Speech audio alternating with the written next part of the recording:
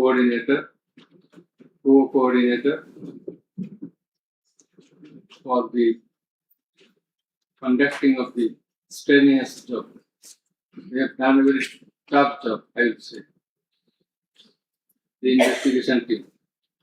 And I like to mention of Mr. Alamgir, investigating officer, and Mr. Johar, and other members of the investigation team. Many thanks to them. Thanks to my bench officers, assistant bench officers, and those who operated our devices and machineries, including Mr. Meher. He has done a lot in the preparation of the judgment.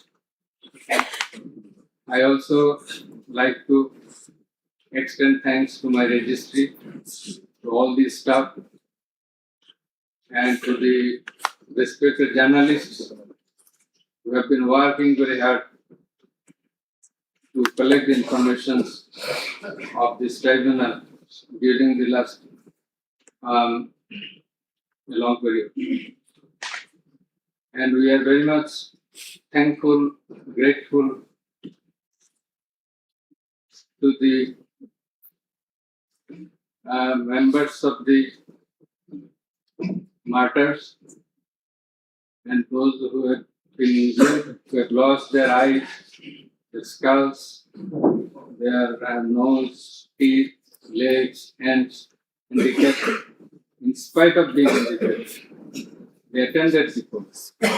They deposed in the court, and they assisted in the running of the trial of the case. We are thankful to our police personnel and all other security staff, BGB, SP, DB, Metropolitan Police, and all others. And many thanks to those who have come to depose in the court.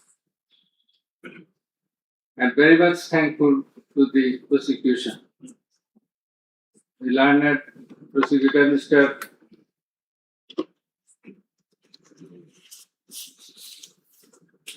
Mizanul Islam, Mr. Ghazi Manohar Hussain. They played a substantial part in the trial. And I will mention the names, other names of the prosecutors who have also contributed to some extent from time to time during the proceeding of this case. And they are Mr. Sultan Mahmood, Mr. Shahidul Islam Sardar, Mr. Farooq Ahmed, Mr. Abdullah Al-Naman, Mr. Abdul Sattar, Mr. Mamun Rashid, MD, Hassanul Banna, Ismail Karim, Mr. Saikul Mahdi, Mr. Tariq Abdullah, Mr. Saimum Reza, Mr. Tasmirul Islam, Mr. Tanvir Hussain Johar. Our thanks to all our staff, whose names I could not mention by this time.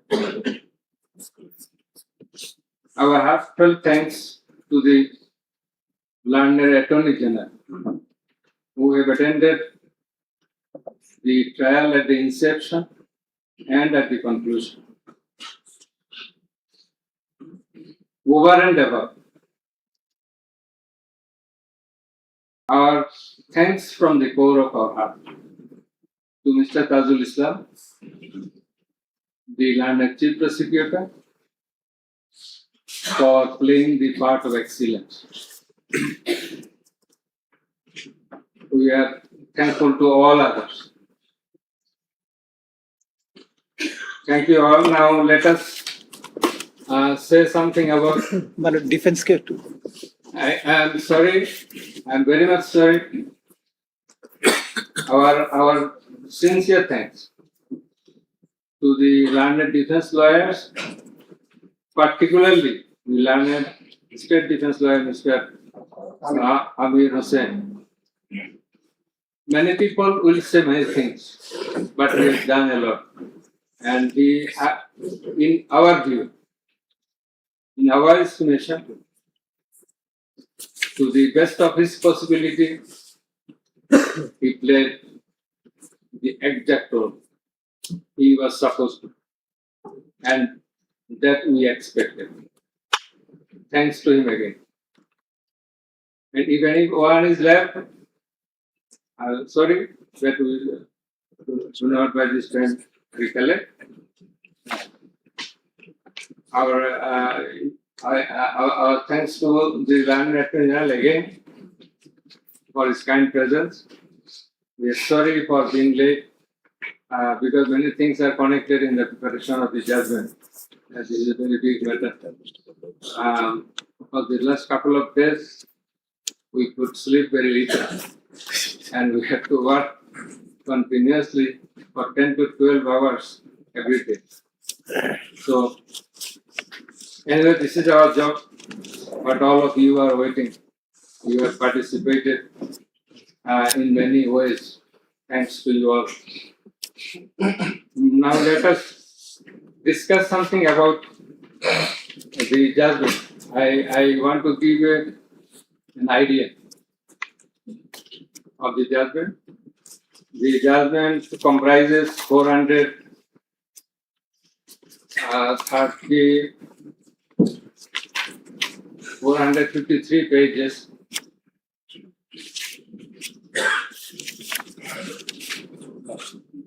And it consists of 6 parts.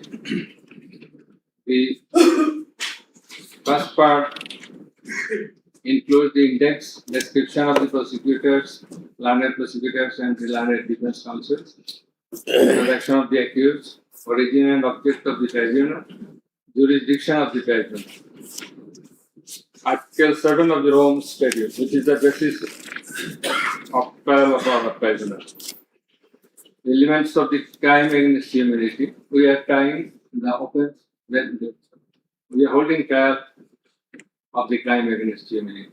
So, elements of crime against humanity, these are enunciated by the Rome Statute and being followed and exercised by the International Criminal Court and other international tribunals. We are also following the Rome Statute as well as our law, and particularly the elements as enshrined therein. And the elements of superior command responsibility. In such cases, superior command responsibility is bulkily involved, and that's why we have to have regard to this aspect as well. And we have stated the standard of the tribunal. That is, we compare the standard of this tribunal with the standard of the other international tribunals as well as the International Criminal Court. And we have said about the trial procedure, part 2, pre-trial proceedings, part 3, prosecution story and defense case. We have stated about learned chief prosecutor submission on charge, learned state defense counsel's submission on charge, thereupon decision on charge, and then we have given the description of evidences in part 4. In part 4, we have also given an account of the testimonies of the prosecution witnesses. In part 5, we have given the illustration of the evidences, that is the description of the evidences. Used arms and ammunition. We have given an account of the used arms and ammunition. We have given a description. We have discussed about the telephonic conversations of accused Sheikh Hasina with a number of persons from time to time. We have discussed and extracted the reports of daily newspapers concerning the issues of this case. Reports of United Nations Human Rights Commission, reports of Odhikar, another Human Rights Commission, reports of Human Rights Watch, and Globe Institute, and so on. We have discussed about the videos of the occurrences which have been displayed in the tribunal. And we have described the extent of cruelty administered upon the victims who have died and who have been seriously injured and lost their vital organs of the body. And we have talked about seized alamos. We have given account of the murders, number of murders, in accordance with the Gazette notifications published by our government and in accordance with the reports of United Nations Human Rights Commission and other organizations. In this context, I want to say that the exact report of martyrs or the victims or the sufferers or the injured person or those whose whereabouts could not be traced, this is quite natural. You will understand that since our liberation war in 1971, still we could not finalize the list of murderers, the list of freedom fighters, list of the war criminals, and others. So there are lists, but it varies. So you say time limiter, it may vary. Somewhere you will find the figure 800, somewhere 1000, somewhere 1400. So substantial amount of the protesters have been killed. This is the fact. We have described the police messages and directions passed from the high-ups to the downwards for doing the needful to control the protesters, curfew orders. Then in part 6, we have described, we have given an account of the learned chief prosecutor's arguments, the points of argument, the pertinent points of arguments have been described. We have also described the pertinent points of argument raised by the learned State Defense Council. Thereafter, we have given an account of our observations and inference. And finally, we passed the order. So, this is all about the judgment. Now we will read out the very pertinent portions of the judgment, one by one. At first, our line member 2. He will read out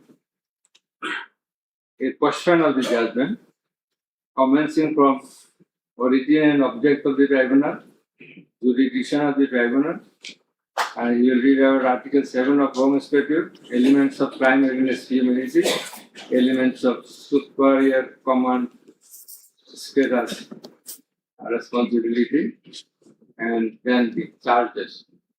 Thereafter, learned member 1, he will read out some questions from the discussion of the evidences, the report of the United Nations Human Rights Commission, and then the extent of cruelty administered upon the victims, and thereafter the points of arguments submitted by the learned prosecutor and the learned State Defense Council. And finally, I will read out the conclusion and the order. So it will take about 40 minutes. We hope that you will be listening to the deliberations. Thank you very much. Now, the turn of our London member to his reading out, as I have mentioned. Origin and objectives of the tribunal. The International Crimes Tribunal has been established under the International Crimes Tribunal Act 1973 to provide for the detention, prosecution, and punishment of the persons for genocide, crimes against humanity, war crimes, and other crimes under international law committed within or beyond the territory of Bangladesh, whether before or after commencement of the Act. Jurisdiction of the Tribunal. The Tribunal has got the jurisdiction to try the offences enshrined in Section 3 and 4 of the International Crimes Tribunal Act 1973. Section 3 provides, the Tribunal shall have the power to try and punish any individual or group or individuals, organization, or any member of any disciplined force, auxiliary force, or intelligence agency who, irrespective of his nationality, commits or has committed within or beyond the territory of Bangladesh, whether before or after the commencement of this Act, any of the crimes mentioned in its subsection 2. According to subsection 2 of section 3, the following acts or any of them is crime within the jurisdiction of a tribunal for which there shall be individual responsibility. The Constitution of Bangladesh has given upper hand in Article 47, Subarticle 3 thereof to the application of the provisions of International Crimes Tribunals Act 1973 in the following manner.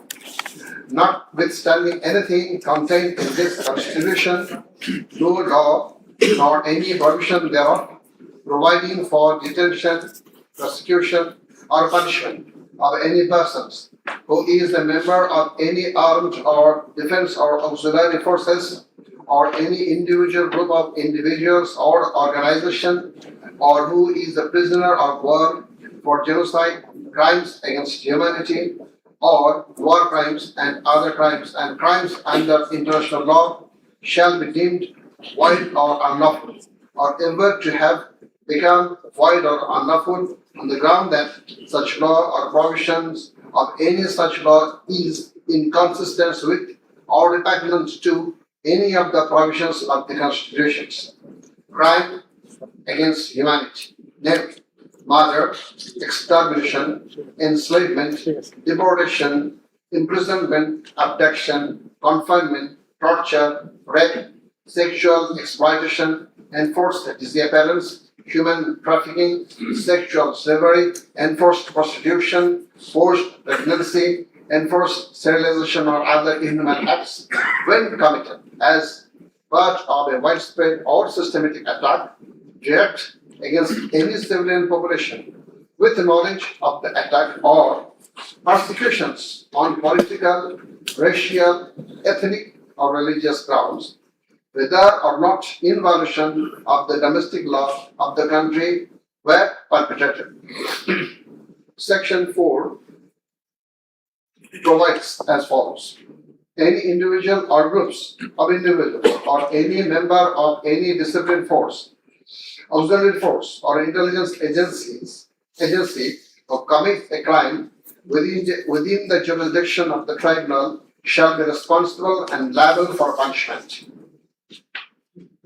Any commander, superior officer, or leader who orders, permits, acquiesces, incites, or participates in the commission of any of the crimes specified in Section 3 or is connected with any plans or activities involving the commission of such crimes or who fails or omits to discharge his duty to maintain a discipline or to control or supervise the actions of the persons under his command or his subordinates, whereby such persons or subordinates or any of them commit any such crimes or who fails to take necessary measure to prevent the commission of such crimes.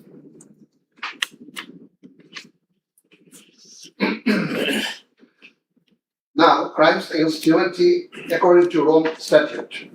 For the purpose of this statute, crime against humanity means any of the following acts when committed as part of a widespread or systematic attack directed against any civilian population with the knowledge of the attack, A. Murder, and weighing the relevant ones, murder, torture, other inhuman acts of a similar character intentionally causing great suffering or serious injury to body or to mental or physical health. The core offense in the instant case is the crime against humanity. Thus, we have to see what elements are required to constitute this crime. In view of Section 3 and 4 of the Act, there must be an attack. B. The attack must be widespread or systematic. C. The attack must be targeted a civilian population. D. The attack must be within the knowledge of the superior, or the superior should have known of the attack in order to hold him or her liable for the crime. The superior must have been in the control over the concerned subordinates. Elements of superior command responsibility. From the jurisprudence and eminent from the international crimes tribunals, it is generally agreed that 4 elements must be proven for a person to be held responsible as superior. The elements are: 1. An international crimes must have been perpetrated by someone other than the accused. 2. There existed a superior subordinate relationship between the accused and the perpetrator. 3. The accused as the superior knew or had reason to know that the subordinate was about to commit such crimes or had done so. 4. The accused as the superior failed to take the necessary and reasonable measure to prevent such crimes or punish the perpetrator. Section 4, Subsection 2 of the International Crimes Tribunal Act provides that any commander of superior, officer who orders, permits, acquiesces, or participates in the commission of any of the crimes specified in Section 3, or is connected with any plans and activities involving the commission of such crimes, or who fails or omits to discharge his duty to maintain discipline or to control or supervise the actions of the persons under his command or his subordinates, whereby such persons or subordinates or any of them commit any such crime, who fails to take necessary measures to prevent the commission of such crime is guilty of such crimes. Now, I am going to read the charges.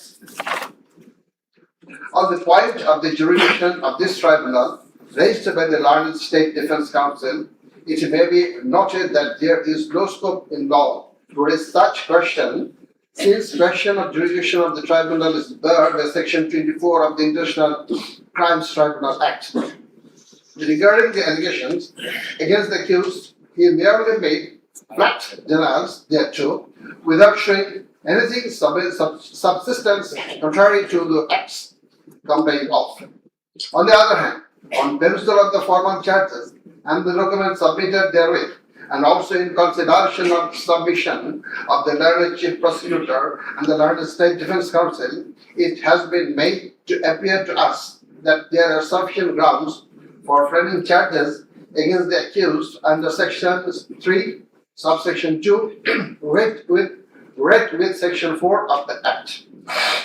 On hearing both sides, 5 charges were framed against accused Sheikh Hasina individually, and several 5 charges were framed against accused Asaduljaman Khan Kamal and Chaudhry Abdullah Al Mamun Jani. But on scrutiny of the documents and examination of the witnesses of the tribunal, deems to reshape the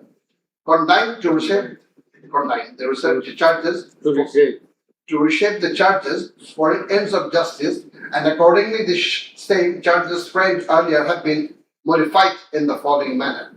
Charge number 1.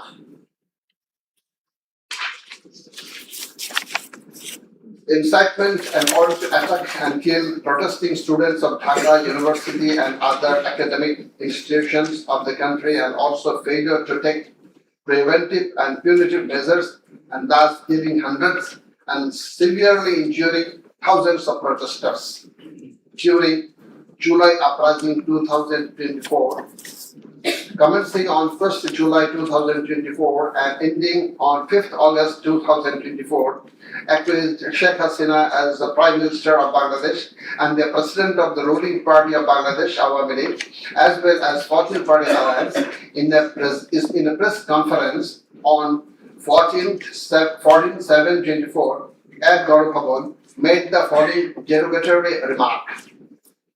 মুক্তিযোদ্ধার নাতিপুতিরা চাকরি পাবে না তো কি রাজাকারের নাতিপুতিরা চাকরি পাবে? If the grandchildren of freedom fighters should not get jobs, should the grandchildren of rajakars get it? Pointing towards the protesters of anti-discrimination student movement while demanding a rational reform of quota system in government job, whereby the left defamed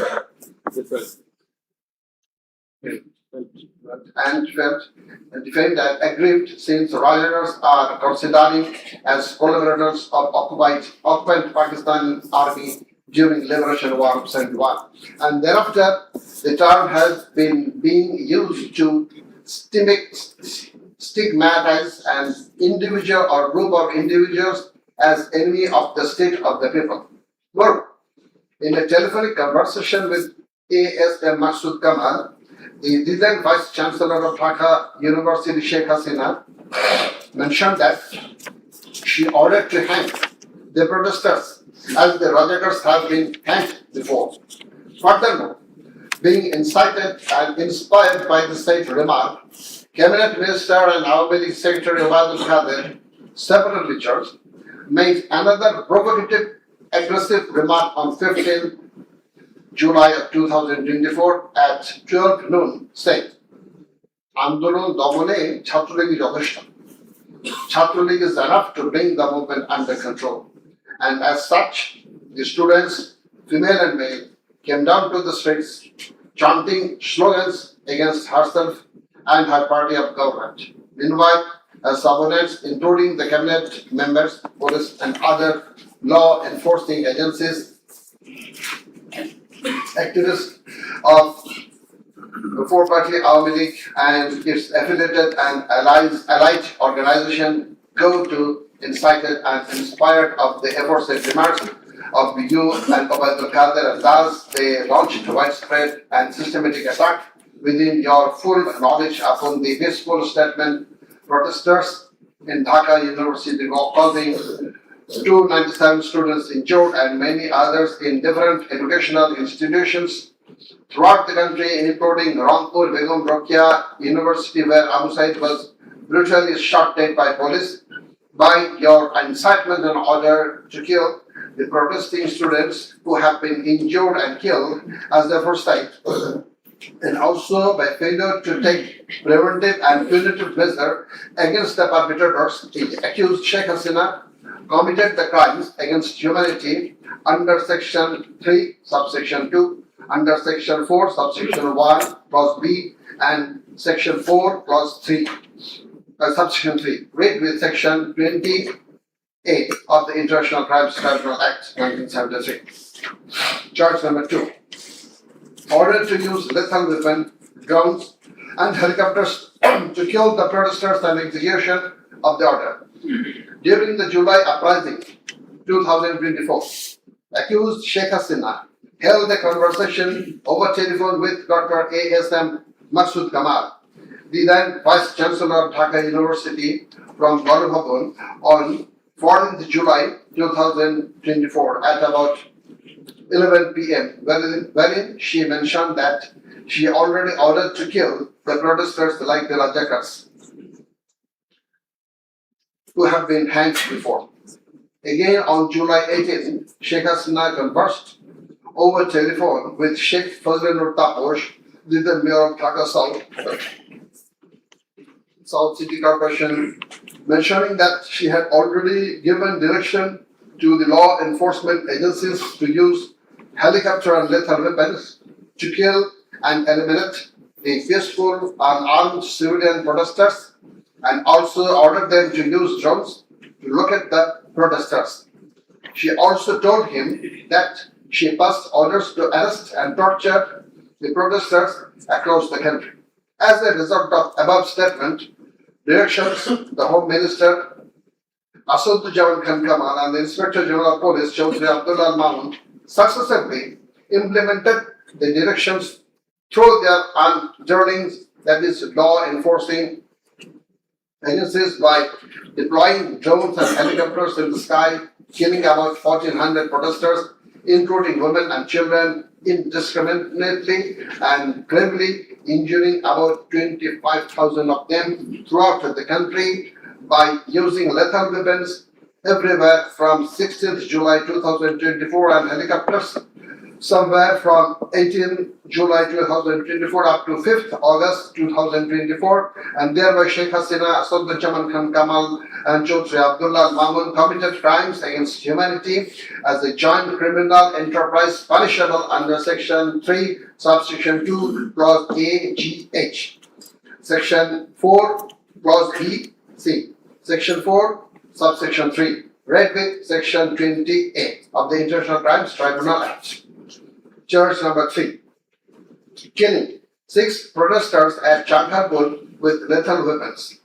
The protesters convened a program titled March to Dhaka to be held on 5th August and made a call to the people of all walks throughout the country to march to Dhaka on the scheduled day. People of all spheres began to assemble in Dhaka from every part of the country on August 5th.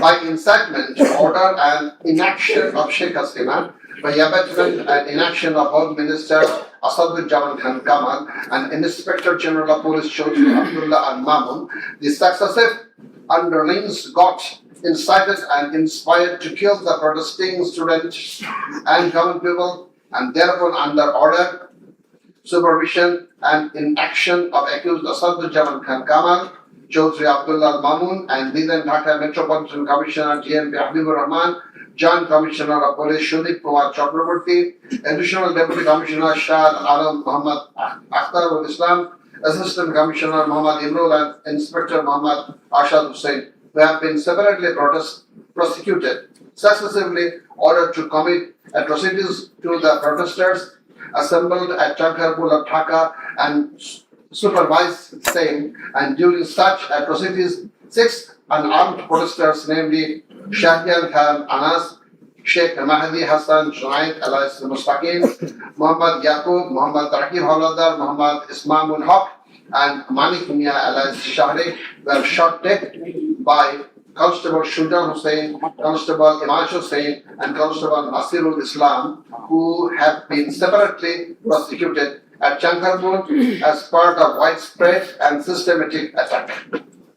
The aforesaid killings took place pursuant to the order of Prime Minister Sheikh Hasina, within her full knowledge, and also under successive order, supervision, and within the knowledge of Home Minister Asaduzzaman Khan Kamal and Inspector General of Police Chaudhry Abdullah Mamun, and by such killings, they committed crimes against humanity as joint criminal enterprise by order, abetment, and inaction to prevent and punish the perpetrators under Section 3, Subsection 2, read with Section 4 of the International Crimes Tribunal Act 1973. Now the turn of number 1.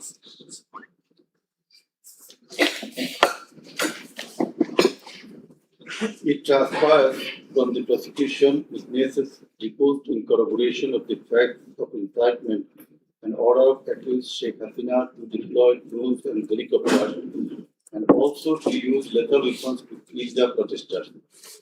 The daily newspapers of Bangladesh also published reports of such incitement and order of Sheikh Hasina. Moreover, the prosecution executed their pen drive CD containing telephonic conversation of Sheikh Hasina with Dhaka University Vice Chancellor K.M. Maksud Kamal, Dhaka Sub City Corporation Mayor Fazlul Tapor, and Hasanul Haq Inu. The concerned device containing the state conversations have been played in the tribunal, and thereupon we find that in the conversation with the Dhaka University Vice Chancellor ASM Masood Kamal accused Sheikh Hasina mentioned that she already ordered to hang the students as Razakars have been hanged. Now I am mentioning the substantial portion from his conversation with from her conversation with ASM Masood Kamal, the accused Vice Chancellor of Dhaka University. Sheikh Hasina, তো রাজাকারের তো ফাঁসি দিছি, এবার তাদেরও তাই করব, একটাও ছাড়বো না, আমি বলে দিচ্ছি। শেখ হাসিনা, কোন দেশে বাস করি আমরা? এদেরকে বাড়তে বাড়তে তো রাজাকারদের কি অবস্থা হয়েছে দেখিস নাই? সবগুলোকে ফাঁসি দিছি, এবার তোদেরও ছাড়বো না। শেখ হাসিনা, সব এইগুলাকে বাই করে দিতে হবে, আমি বলে দিছি, আজকে সহ্য করার পরে অ্যারেস্ট করবে, ধরে নেবে এবং যা অ্যাকশন নেওয়ার নেবে।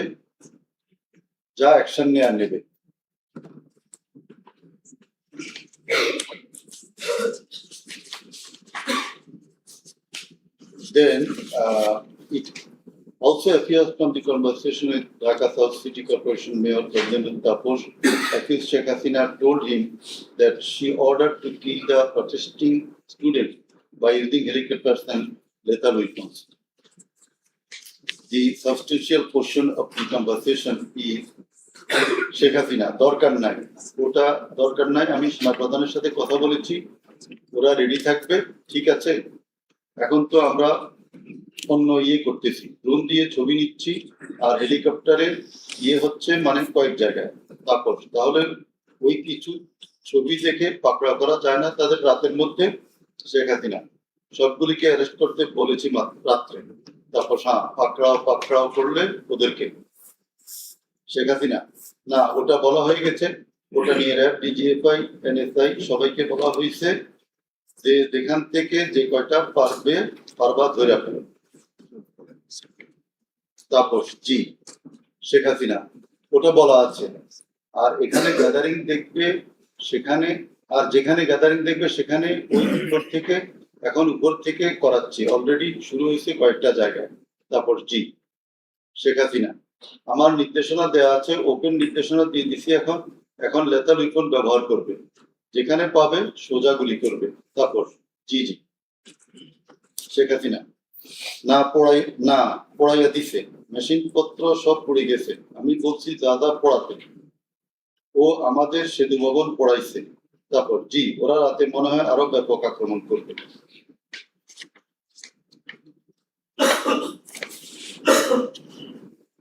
In the conversation with the Hasanul Haq Inu, accused Sheikh Hasina mentioned of bombing upon the protesters from the helicopter. The substantial portion, relevant portion from the conversation. Sheikh Hasina, না, আমি বলছি ক্যাজুয়ালিটির দরকার নাই, ওরা barricade নিয়ে আছে তো ঠিক আছে, আকাশ থেকে নামবে, তখন দুই পাশ দিয়ে ধরবে, মেসেজটা দিয়ে দিতে পারেন যে সেনা পাঠানো হচ্ছে আর হেলিকপ্টার দিয়ে সোজা বম্বিং করা হবে, র্যাবের হেলিকপ্টার দিয়ে উপর দিয়ে মারবে।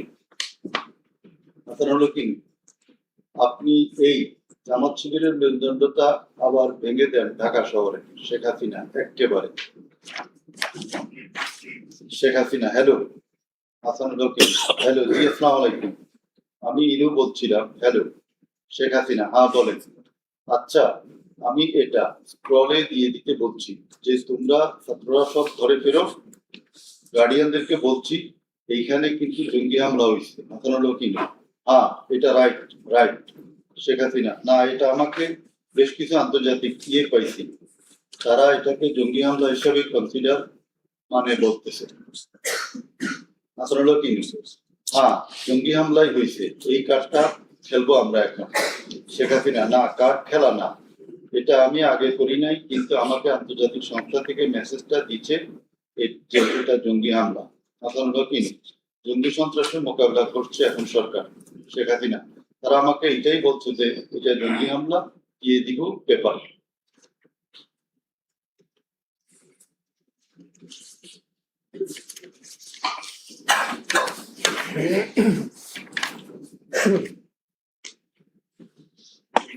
Reports of international and national organizations. United Nations Human Rights Office held an investigation into July-August 2024 atrocities in Bangladesh and mentioned in its report that the following inhuman and unlawful acts were committed upon the protesters during the movement and reports as follows.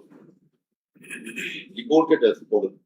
Based on direct testimony from senior officials involved and other inside sources, OHCHR was able to establish that the integrated and systematic effort using the entire range of police, paramilitary, military, and intelligence actors, as well as violent elements linked to the Awami League to commit serious violations and abuses occurred with the full knowledge, coordination, and direction of the political leadership. The then Prime Minister and Home Affairs Minister led parallel efforts to coordinate the security and intelligence apparatus. Both received regular reports of the situation on the ground from multiple sources. According to senior official testimony, reports provided to the Prime Minister by senior officers on 21 July and in early August specifically conveyed concern about excessive use of force. Both political leaders and the leadership of Bangladesh Police and the Army also carried out site visits that would have provided them direct personal knowledge of violations that had taken place or were ongoing. Furthermore, the political leadership issued direct orders and other directives authorizing and guiding operations by BGP, TGRI, the Bangladesh Police, and its direct executive branch that involved serious violations of human rights against protesters and other civilians, including extrajudicial killings and arbitrary detention.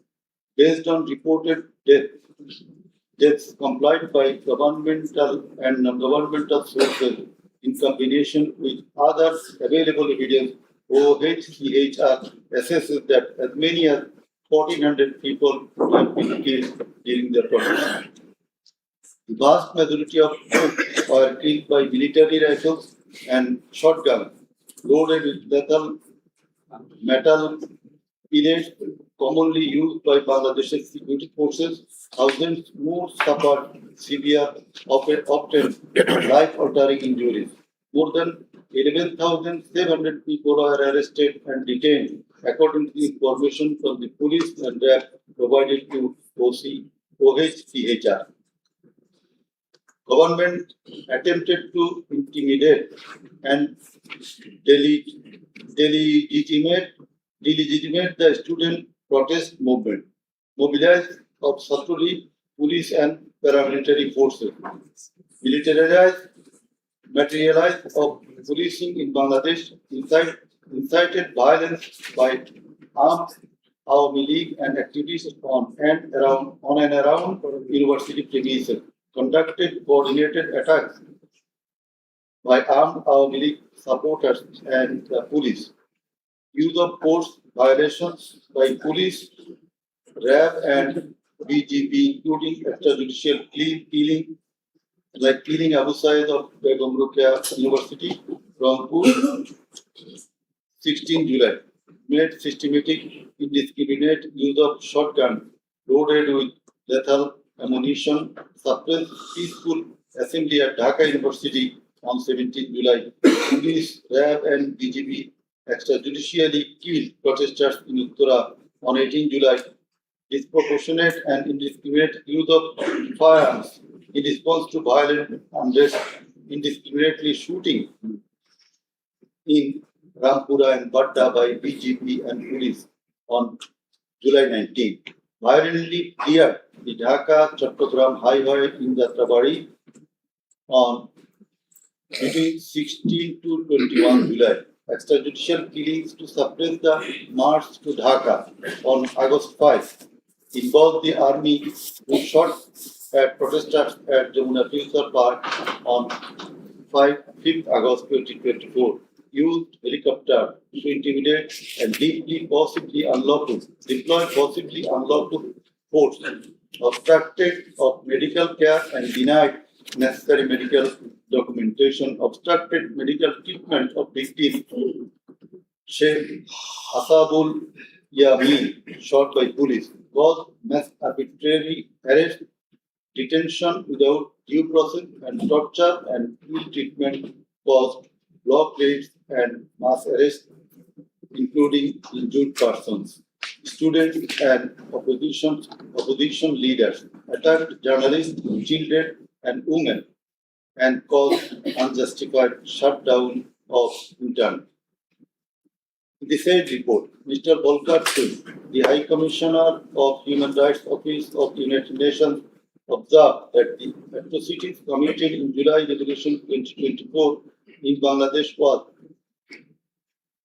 preconcerted and systematic in order to remaining in power.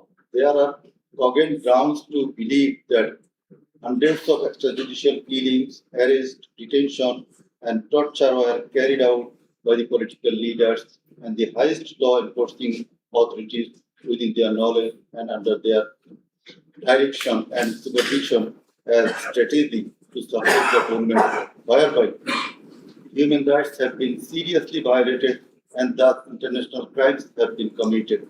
He also observed that the evidences collected would depict a picture of widespread state atrocities and targeted killing.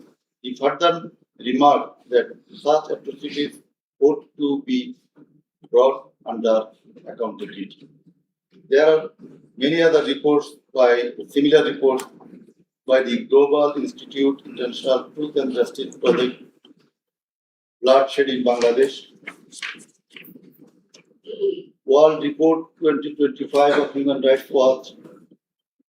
Then we are going to videos of the occurrences. It appears from the serial list contained in volume 4,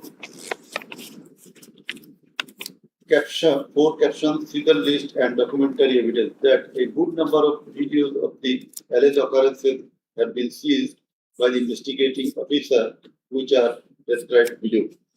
Number 1.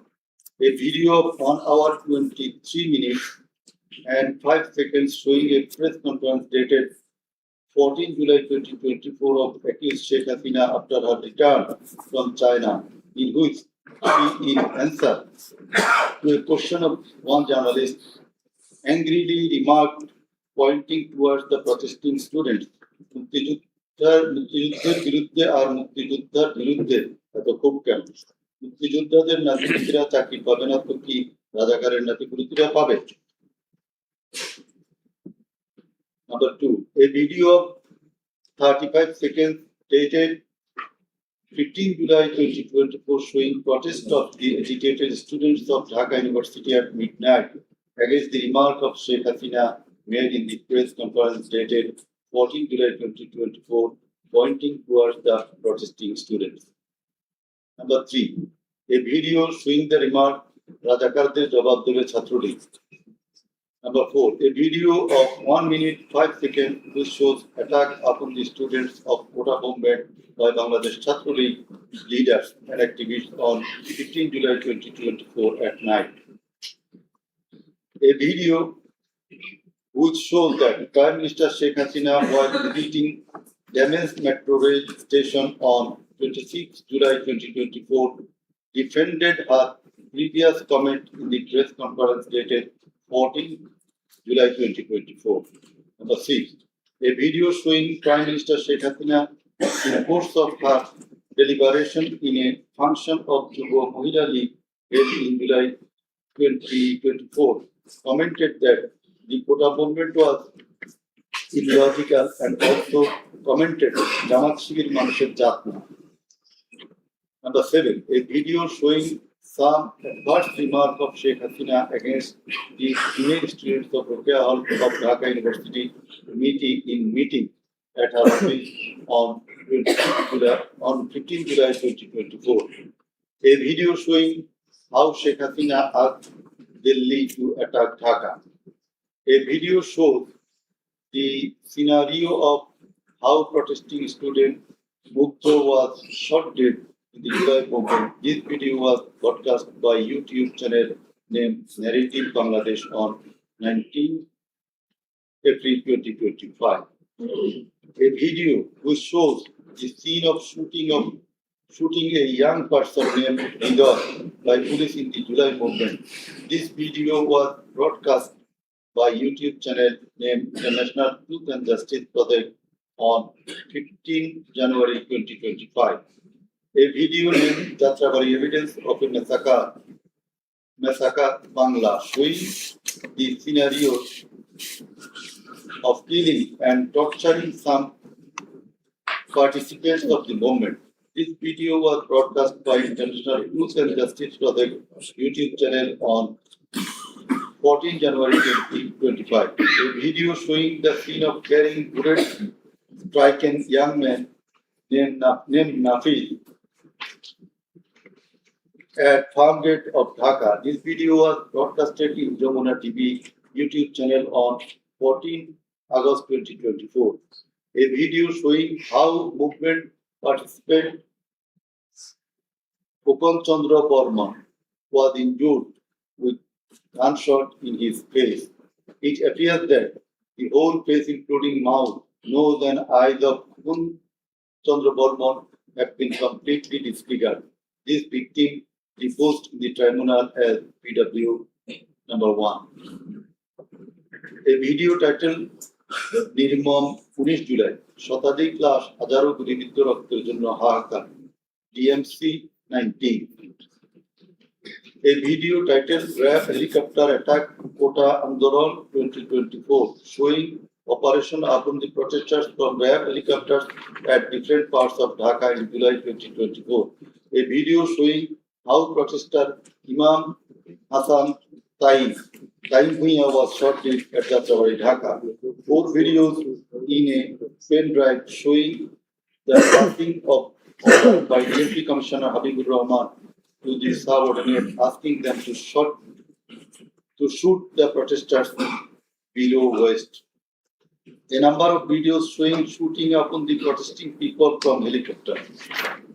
A video showing the scene of burning the dead bodies of protesting students and common people by police at Ashulia, Dhaka on 4th August 2025 during the July movement.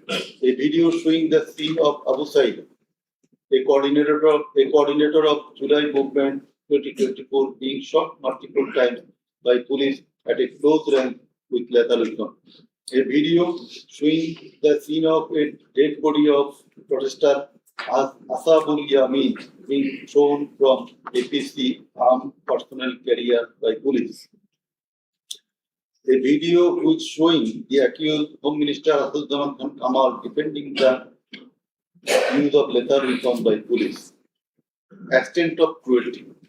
It transpires from the evidences that cruelty of the extreme level was administered upon the dead and injured protesters. Police and activists of Awami League, Chhatra League and Jubo League blocked the entrance and exit of ambulances carrying the enduring protesters. Hospitals were asked not to give admission to the injured protesters. It appears from the testimony of PW2 that in some cases, patients were searched by police and ruling party activists. Doctors were intimidated and some of the doctors were transferred due to giving treatment to the protesting injured person. PW3 Parveen deposed that she found an injured young man shouting, "Save me, save me," under Jatrabari flyover. Blood was coming out from both of his eyes. Parveen pulled him up and put him on her shoulder and looking for a rickshaw. And then 14 to 15 armed police shot them. The injured man, being hit by bullets, fell down from her shoulder. They also shot PW Parveen at her left eye, lower abdomen, and other parts of the body. Blood was coming out of her body and thus she fell down.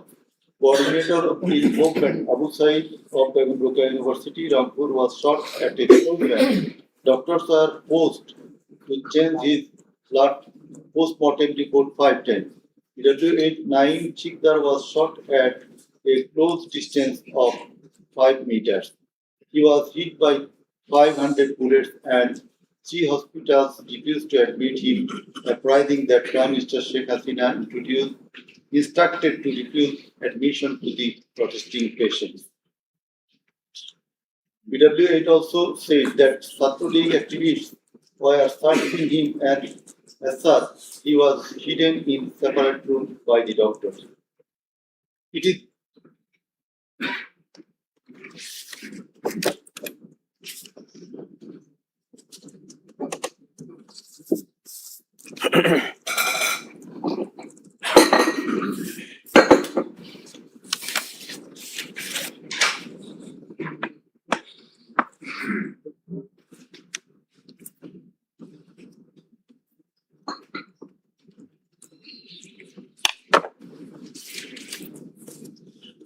It is revealed from the evidence of PW9 Shahina Begum that police burned the dead body of Hassan along with some other dead bodies in Ashulia of Dhaka. PW10 MD Enab Nazir Zaki also stated that his son was killed and then the dead body was burned by police in Ashulia.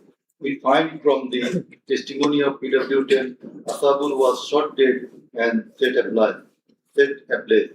It appears from the testimony of PW13, Dr. Mohammad Mahfuz Rahman, that most patients admitted to the hospital had no scars. The detective branch members had forbidden the doctors not to be serious in the treatment of the protesting patients and also that they had been instructed from the higher authorities not to release the protester patients admitted there. The patients were mostly aged 13 to 30 years. The DB also asked the doctors not to admit any more patients injured in the movement.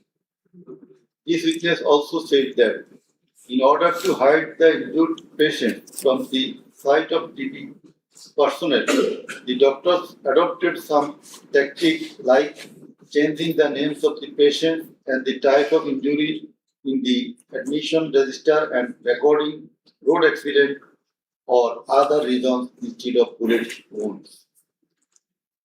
It appears from the evidence of PW15 Dr. Hassanul Manna that police and Awami League activists prevented treatment of the protester patients, prohibited new admission of such patients, checked admission register, took away a list of patients, sat down at the entrance of the hospital and prevented entrance and exit of the ambulances and patients. This witness also said that one patient named Mustaqim Billah was admitted through an alternative entrance. To save the protester patient, the doctors had to change the name of the patient and particular of their problems. Remove them from the general ward to the post-operative ward, ICU special cabin. He added that treatment was given to such patients at risk of life of the doctors. We find from the deposition of PW18, Dr.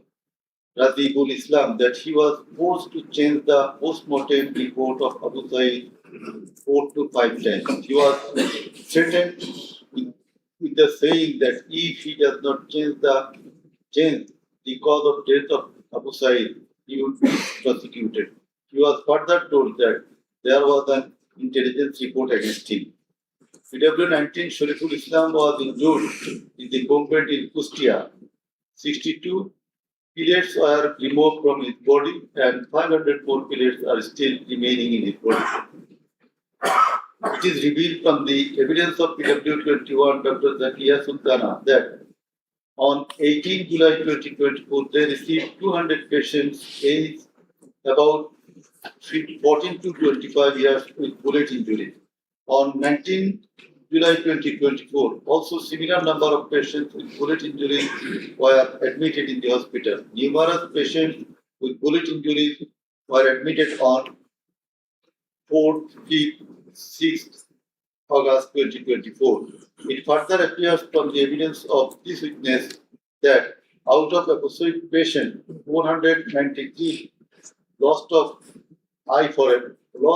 eye forever, 11 lost both eyes forever, 28 lost vision of both eyes, and 47 lost vision of one eye. It appears from the evidence of TW22, Mr. indicates that while his son Maruf Hussain, after being shot by police, was being taken to the hospital, a policeman poked the wounded area of his son with the rifle butt. PW23 Amena Akhtar deposed that while Home Minister Asadzaman Kamal and IGP Chaudhry Abdullah Mamun were passing across Dasrabari, one police officer was showing them a video of their attack on protesters and said, "Guli kori ekta, more ekta, ahuto hoy ekta, ektai jay, bakita jay." It transpires from the testimony of PW27, Dr. Mashouk Ahmed, that Sattolik activists stopped ambulance carrying protesting wounded near Shahidullah Hall of Dhaka University. They also checked the patient identity, asked the doctors not to treat the wounded protesters and also not to be so serious in their treatment.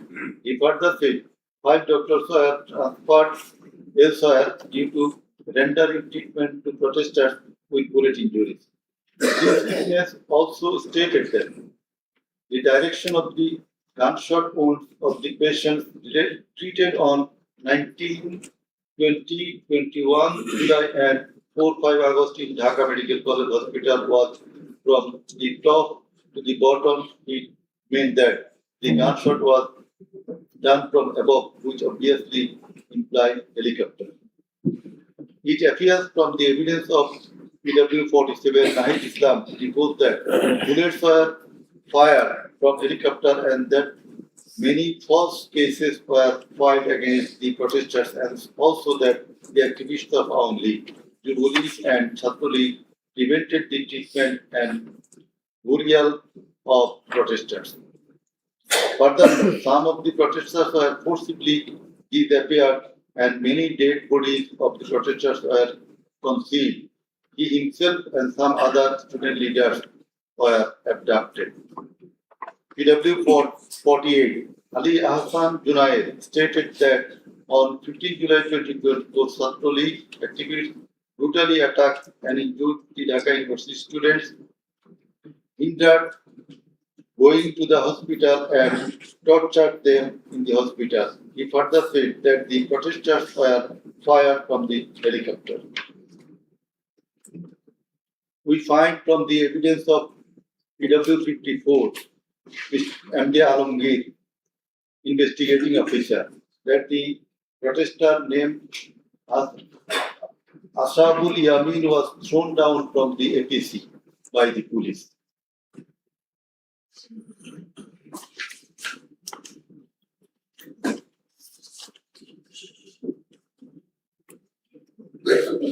Summing up by the learned chief prosecutor. The learned chief prosecutor advanced argument on conclusion of the testimonies of the prosecution witnesses. He submitted that the instant case is an unprecedented and unexceptional one in the history of this subcontinent. After achieving independence in 1971, the people of the country had a great expectation and belief that all sorts of suffering, poverty, tyranny, and high-handedness of the government and the mighty quarters would come to an end, and people would enjoy liberty, happiness, and all fundamental rights. But all these have been doomed to ashes.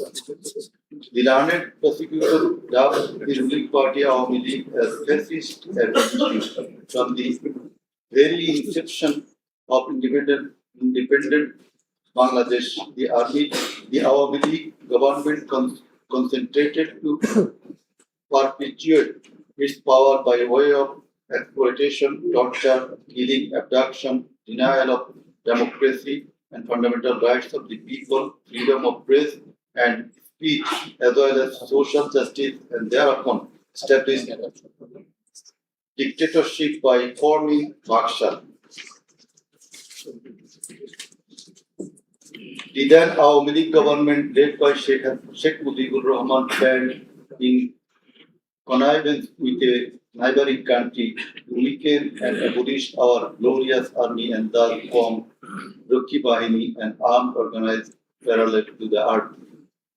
In the likewise, after coming to the power in 2008, Sheikh Hasina's government committed the same acts like torture, abduction, killing, false prosecution, imprisoning, confinement, enforced the appearances, and also dominated judiciary, restricted the freedom of press and freedom of speech.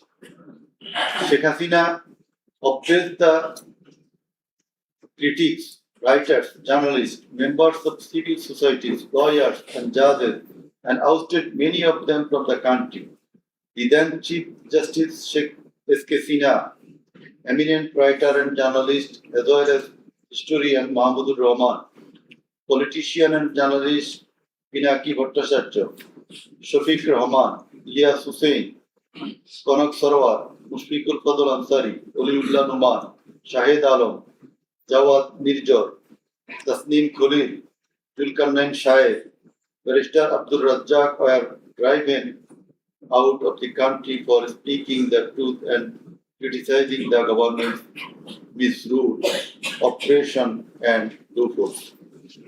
In 2008, with Sheikh Hasina's conspiracy as that of her father, 57 senior army officers, while an deputation in Bangladesh Border Guard, that is BGB, were killed in an official congregation of Pilkhana BGP headquarters by the Awami League leaders and loyal army officers. No action was taken. Thereafter, no action was taken against those killers. In 2013, the law enforcers and the ruling party activists killed hundreds of innocent young and underage madrasa students in a congregation arranged by Islamic organization Hefazatul Islam at Shapra Chattor, Dhaka, without any cogent reason, and thereafter no action was taken against the killers.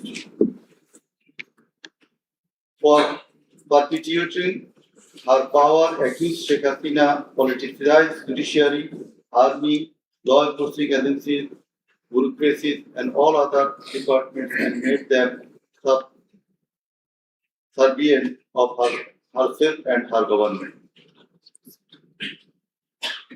With the ulterior motive of remaining in power for long, Sheikh Hasina obtaining a verdict from the court given by her lawyer judges headed by Chief Justice A.B.M. Khairul Haq, now in jail, abolished the most popular and well-settled electoral system under caretaker government head and expert election in 2014, ignoring the participation and demands of the opposition parties, and in that election, 153 candidates of the ruling party were elected without any vote.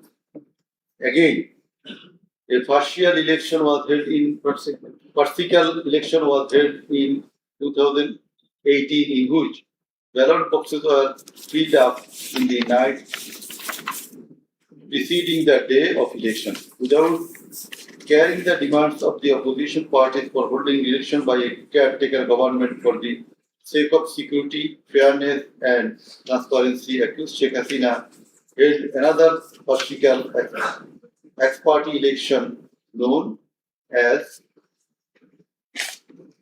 dummy election in January 2024 without allowing the political parties to participate. In 2024, the student launched a movement claiming reformation of the quota system in government jobs. They particularly demanded reduction of quota to 5% from 56%. Instead of fulfilling the demand of the students or speaking with them on the issue, Sheikh Hasina, in a press conference on 14 July 2024, made a derogatory comment pointing toward the students of Quota movement, saying, "Muktijuddhar nati putira chakri pabe na to কি রাজাকারের নাতিপুতিরা চাকরি পাবেন?" The student of Dhaka University got extremely agitated and assembled at Raju Bhaskarja in front of TSC of Dhaka University, where they protested against Sheikh Hasina's humiliating comment and demanded her apology. Meanwhile, Awami League Secretary and Cabinet Minister Obaidul Qadir and Satlulik Juboli leaders stated in their party meeting that Satlulik was enough to control the protesting students, and thus the agitation spread out in all other educational institutes throughout the country. The armed activists of Satlulik and Jubulik attacked all on a sudden after the protesting students with deadly weapons at the midnight, causing 297 of them injured and hospitalized. Moreover, the said terrorists hindered the injured students from going to the hospital, and furthermore, they also attacked the injured students in the hospital. From 16 July 2024, the Satlulik and Juboli terrorists, along with the law enforcers, seized and injured many students at various parts of the country. On 16 July 2024, as part of the widespread and systematic attack, student Abu Said of Rangpur Begum Rukia University was repeatedly shot at a close range by police, causing his death and also injured many protesting students. Accused Sheikh Hasina ordered the law enforcers and the activists of Awami League, Satlulik and Jubulik to use drone, helicopter, lethal weapons to kill the protesters, and accordingly, from 18 July to 1st August 2024, they killed hundreds of protesters and injured thousands throughout the country by using drone, helicopter, and various types of lethal weapons.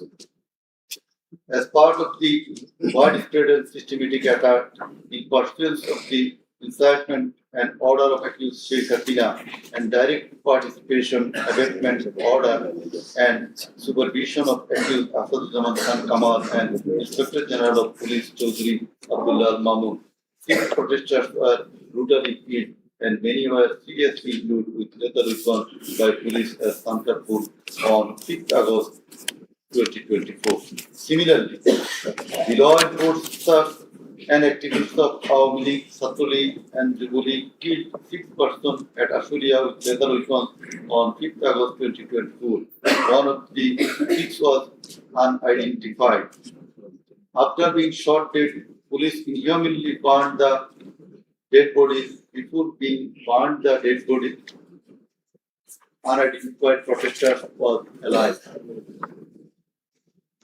The learned chief prosecutor submitted that the family members of the martyrs, the injured victims, and other witnesses proved the apostate occurrences. The said occurrences are also recorded in videos and audios which have been played in the camera. The conversations recorded in DVD, CD, and the video of the occurrences have been examined by the CID experts, who found that the said conversations and videos are real and not generated by artificial intelligence. In addition to the incitement, order participation of the accused in the alleged atrocities, the accused are liable for their abstention from taking measures for the prevention of the same or taking any punitive measures against the doers thereof.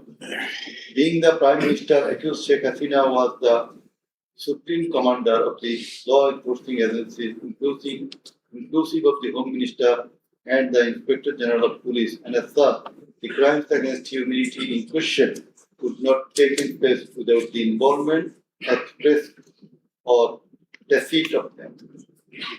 The learned chief prosecutor added that the movement of the students continued for 36 days, during which, as stated herein before, hundreds of protesting students and common people were killed and thousands were seriously injured, most of whom became permanently handicapped and blind. But accused Prime Minister Sheikh Hasina and the other accused and none of the government authorities or the leaders of the ruling party Awami League expressed concern or remorse for such atrocities so far.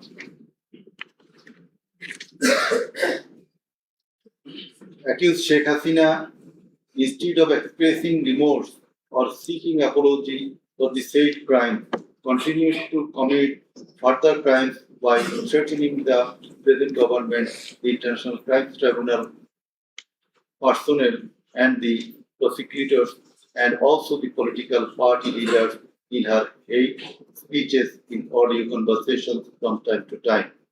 This tribunal, by an order on the application of the prosecution, prohibited Sheikh Hasina to be restrained from making hate speeches anymore, but she continued to do so. Sheikh Hasina committed contempt of this tribunal by threatening the concerned officials of the government as well as the tribunal personnel, inclusive of the prosecutors, to kill 226 persons and burn the houses of the rival party leaders and activists in an audio conversation with one of her party activists, for which the tribunal drew a contempt proceeding against her. In the said proceeding, the tribunal convicted Sheikh Hasina and sentenced her to 6 months imprisonment. The accused committed crimes against humanity jointly by their incitement, order, abatement, participation, and inaction, which come within the purview of joint criminal enterprise and superior command responsibility. The authorities in question are widespread and systematic and were atrocity. The atrocities in question were widespread and systematic, and it was directed against the civilian population.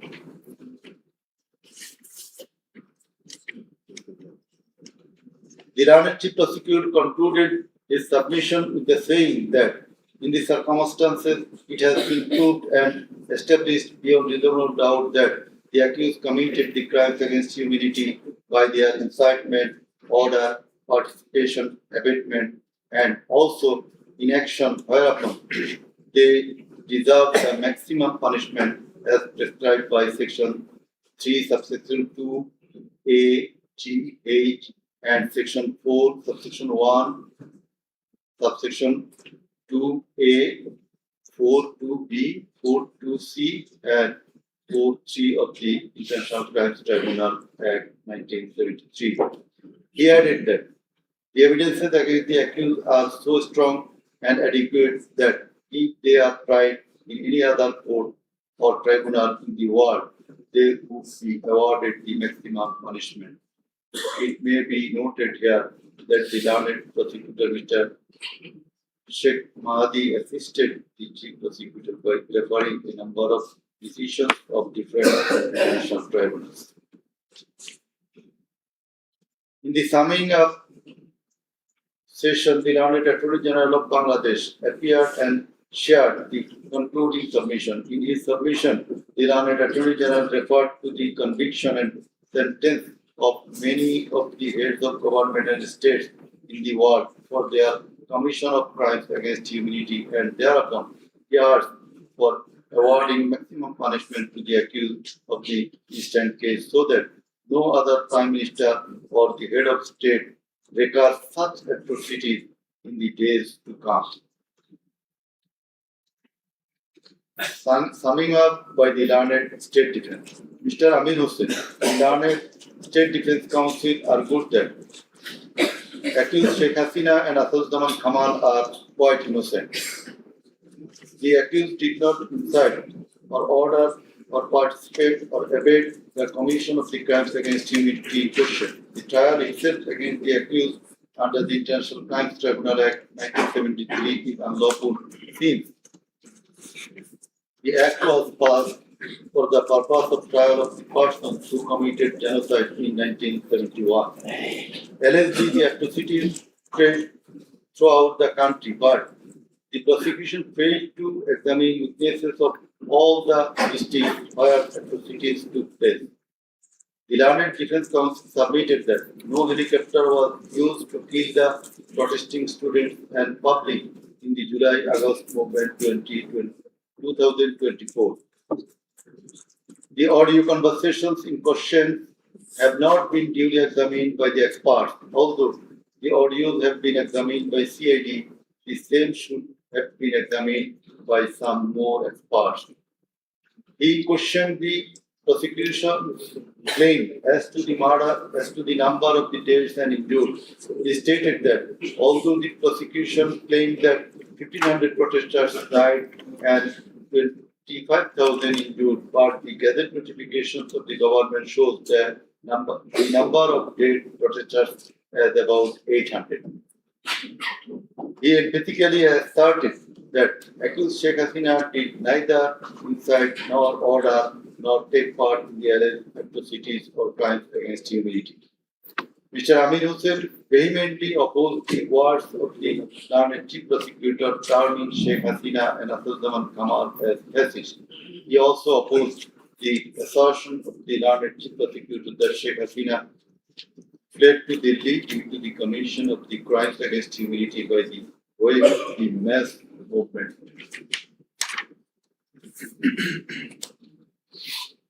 Rather, she was compelled to depart the country against her will. The Iranese State Defense Council argued that the attack in question was neither widespread nor systematic nor directed against the civilian population. The Iranese State Defense Council further submitted that the accused Sheikh Hasina and Abdul Khan Kamal cannot be held liable for joint criminal enterprise or superior command responsibilities. He finally submitted that accused Sheikh Hasina and Abdul Khan Kamal are quite innocent and as such they deserve to be acquitted of the charges. Now, the Honorable Chairman of the Tribunal, Mr. Justice Murtadha Chaudhary, will read out the final portion of the judgment. Thank you.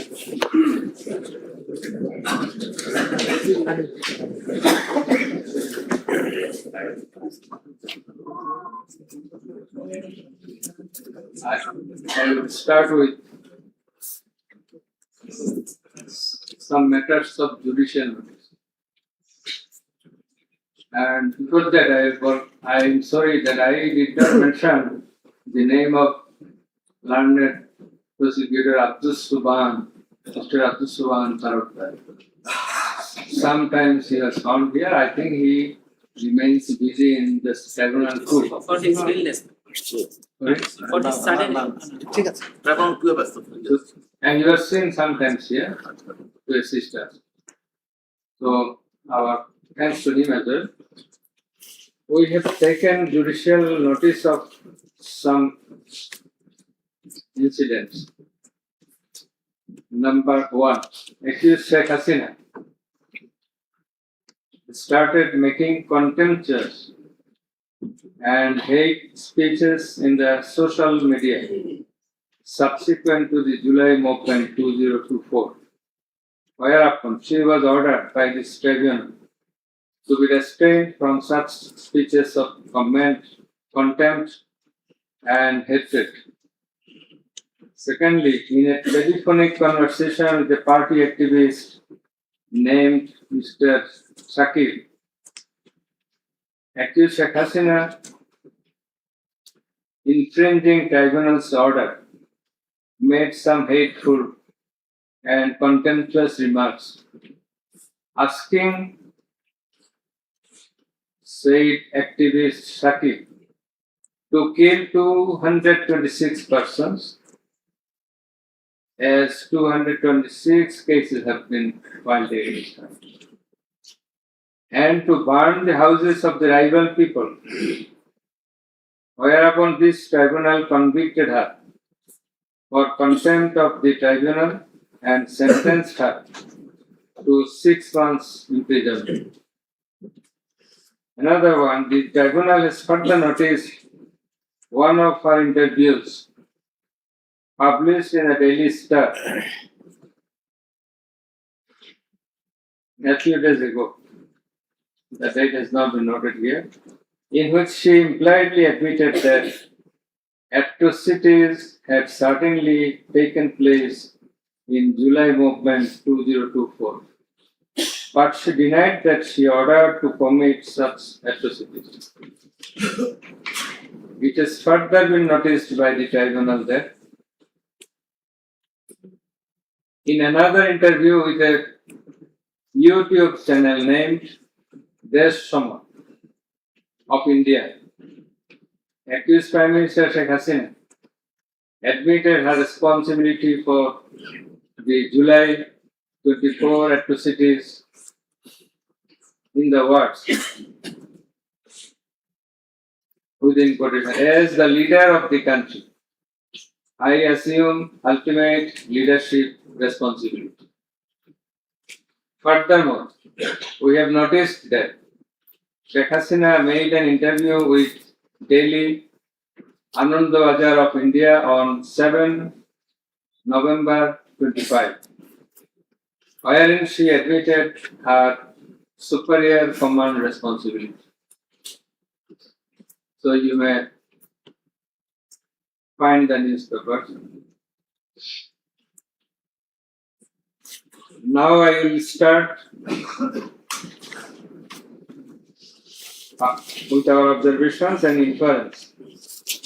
From the foregoing findings, facts and circumstances, it transpires that the students of Dhaka University and other academic institutions had launched a movement on 1 July 2024 demanding reformation in the quota system in the government jobs and continued the same till 5 August 2024.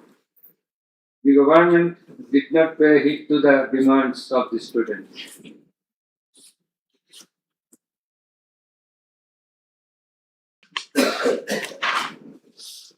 Instead of listening to the students and fulfilling their demands, the then Prime Minister, accused Sheikh Hasina, undermined the movement and made a derogatory remark pointing towards the students, terming them Rajakars. The term is an objurgation. In Bangla, this is a gali. In her words, Mukti Jodha Natiputira Chakri Pabe na to Rajakare Natiputira Pabe.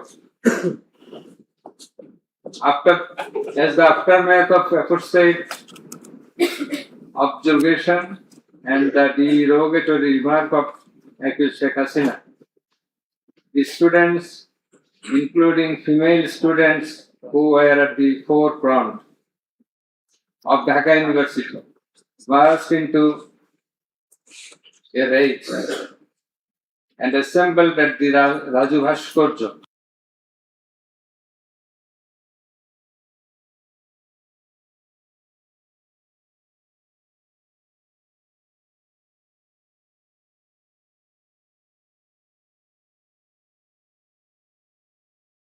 technology.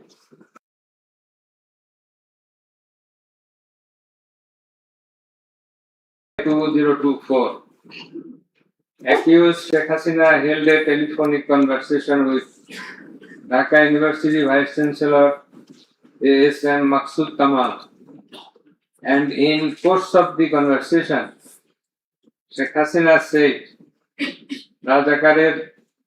রাজাকারদের তো ফাঁসি দিয়েছি, এবার তোদেরও তাই করব, একটাও ছাড়বো না, আমি বলে দিচ্ছি।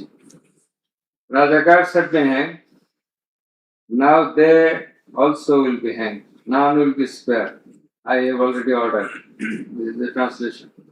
She again said, রাজাকারদের কি অবস্থা হয়েছে দেখিস না, সবগুলোকে ফাঁসি দিছি, এইবার তোদেরও ছাড়ব না। In the said conversation, Sheikh Hasina further said, আমি বলে দিচ্ছি আজকে সহ্য করার পর অ্যারেস্ট করবে, ধরে নেবে এবং যা অ্যাকশন নেওয়া হবে।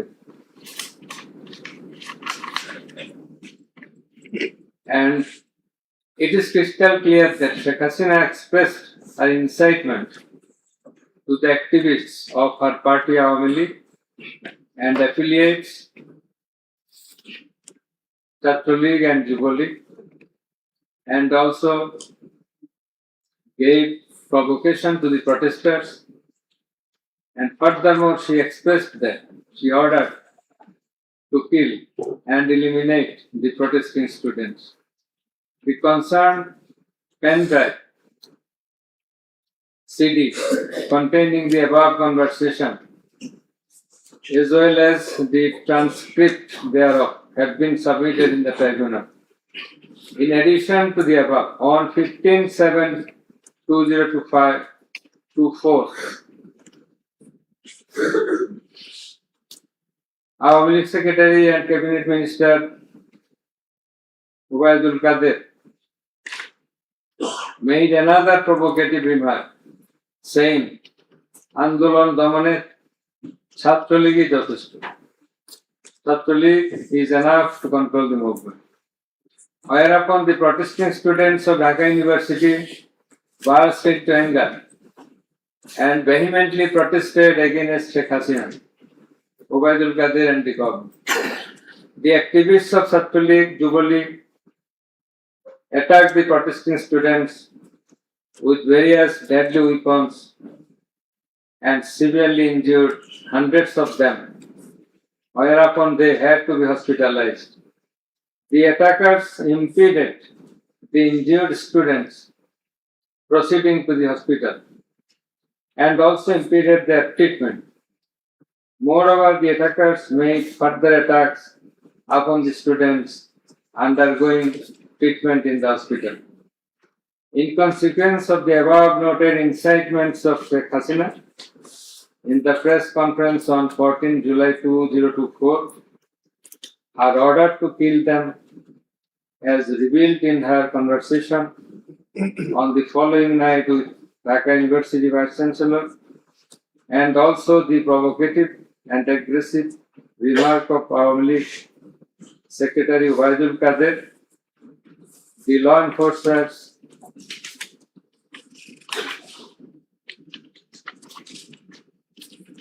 and activists of Chhatro League and Jubo League attacked the protesting students at Dhaka University throughout the country, inclusive of Rangpur Begum Rokeya University. And in furtherance thereof, police shot Begum Rokeya University student Abu Said repeatedly at a close range, whereupon he succumbed to the gunshots. The above mentioned conversation of Sheikh Hasina with the Dhaka University Vice Chancellor S.A.M. Maqsood Kanwar has been examined by the experts in the CID Forensic Laboratory, and it appears from the report of the examination that the conversation was genuine and that the same have not been generated by artificial intelligence, AI. The concerned experts deposed in corroboration of the genuineness of the impugned conversation. Furthermore, we find support of such conversation in the reports of daily newspapers. In addition to the above, the concerned CD pen drive containing the conversations has been played in the courtroom in course of the proceeding, and thereupon the conversation seemed to be genuine. The remarks of Sheikh Hasina in the press conference on 14/7/24 has been watched by many people in the television channel and social media. Almost all the witnesses, while deposing in the tribunal, mentioned that they watched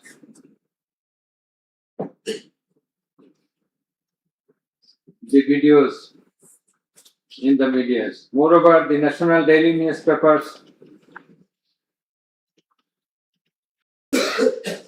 published the said remarks on 15/7/24.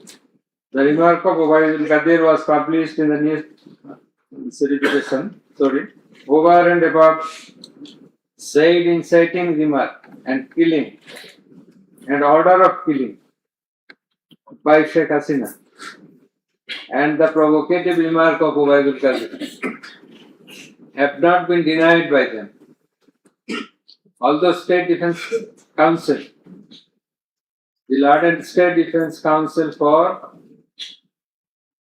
the absconding accused Sheikh Hasina and Asaduজ্জামান Khan Kamal submitted that the conversation between Sheikh Hasina and ASM Kamal, Maksud Kamal, has not been properly tested, but he failed to show any cogent reasons in this regard. The prosecution witnesses proved the attack upon the Dhaka University students by the activists of Abu League, Chhatra League and Yuva League following the incitement and Sheikh Hasina's order of killing, as well as the provocative remark of Obaidul Qadir. Sheikh Hasina ordered the law enforcing agencies to use drone for locating the congregating protesters and thus to use helicopter and lethal weapons to kill them. Such order has been disclosed by Sheikh Hasina in her telephonic conversation on 18/7/2024 with Dhaka South City Corporation Mayor Fazle Noor Tapor, as it has been read beforehand, and also with Hassanul Haq Ino. The concerned pendrive CD containing the aforesaid conversations have been submitted in the tribunal. The said conversations have been examined in the forensic laboratory of CID, and the concerned experts found that the conversations are genuine and not generated by artificial intelligence, AI. Moreover, the pendrive CD containing the conversations in question have been played in the courtroom, and we have heard the conversations, and thereupon it appeared to us that the conversations are real, not fake and fabricated. Accused Prime Minister Sheikh Hasina, accused Home Minister Asaduজ্জামান Khan Kamal, accused Inspector General of Police Chaudhry Abdullah Al Mamun acted jointly in connivance and collaboration with each other to commit the atrocities in order to kill the protesters throughout the country. It has been disclosed by Chaudhry Abdullah Al Mamun in his testimony that a core committee consisting of Home Secretary Jahangir, Additional Home Secretary Political Mr. Tipu Sultan, Additional Secretary Reza Mustafa, SP Chief Monirul Islam, DB Chief Harun Rashid, RAB DG Barrister Harun Rashid, DMP Commissioner Habibur Rahman, DG of DGB Major General AKM Major General Ashrafuজ্জামান Siddiqui, DG of Ansar Major General AKM Aminul Haq, NTMC Chief Major General Ziaullah Hassan, DGFI Chief and NSI Chief used to hold meeting every night after 19 July 2024 at the residence of Home Minister Asaduzzaman Khan Kamal. Accused Chaudhry Abdullah Al Mamun said that instruction to the core committee used to come from the Prime Minister. He also said that at one stage of the movement, it was decided to use drone to locate the gathering of the protesters and to use helicopter and lethal weapons to control the movement. In a meeting of the core committee, Sheikh Hasina passed a direction to use lethal weapon. Additional DIG Joardar, who was present there, communicated the message to the police officers throughout the country to use lethal weapons accordingly. Furthermore, Chaudhry Abdullah Al Mamun said that in pursuance of the remark of Obaidul Qadir and Nanak that Chhatra League and Yuva League are enough to bring the movement under control.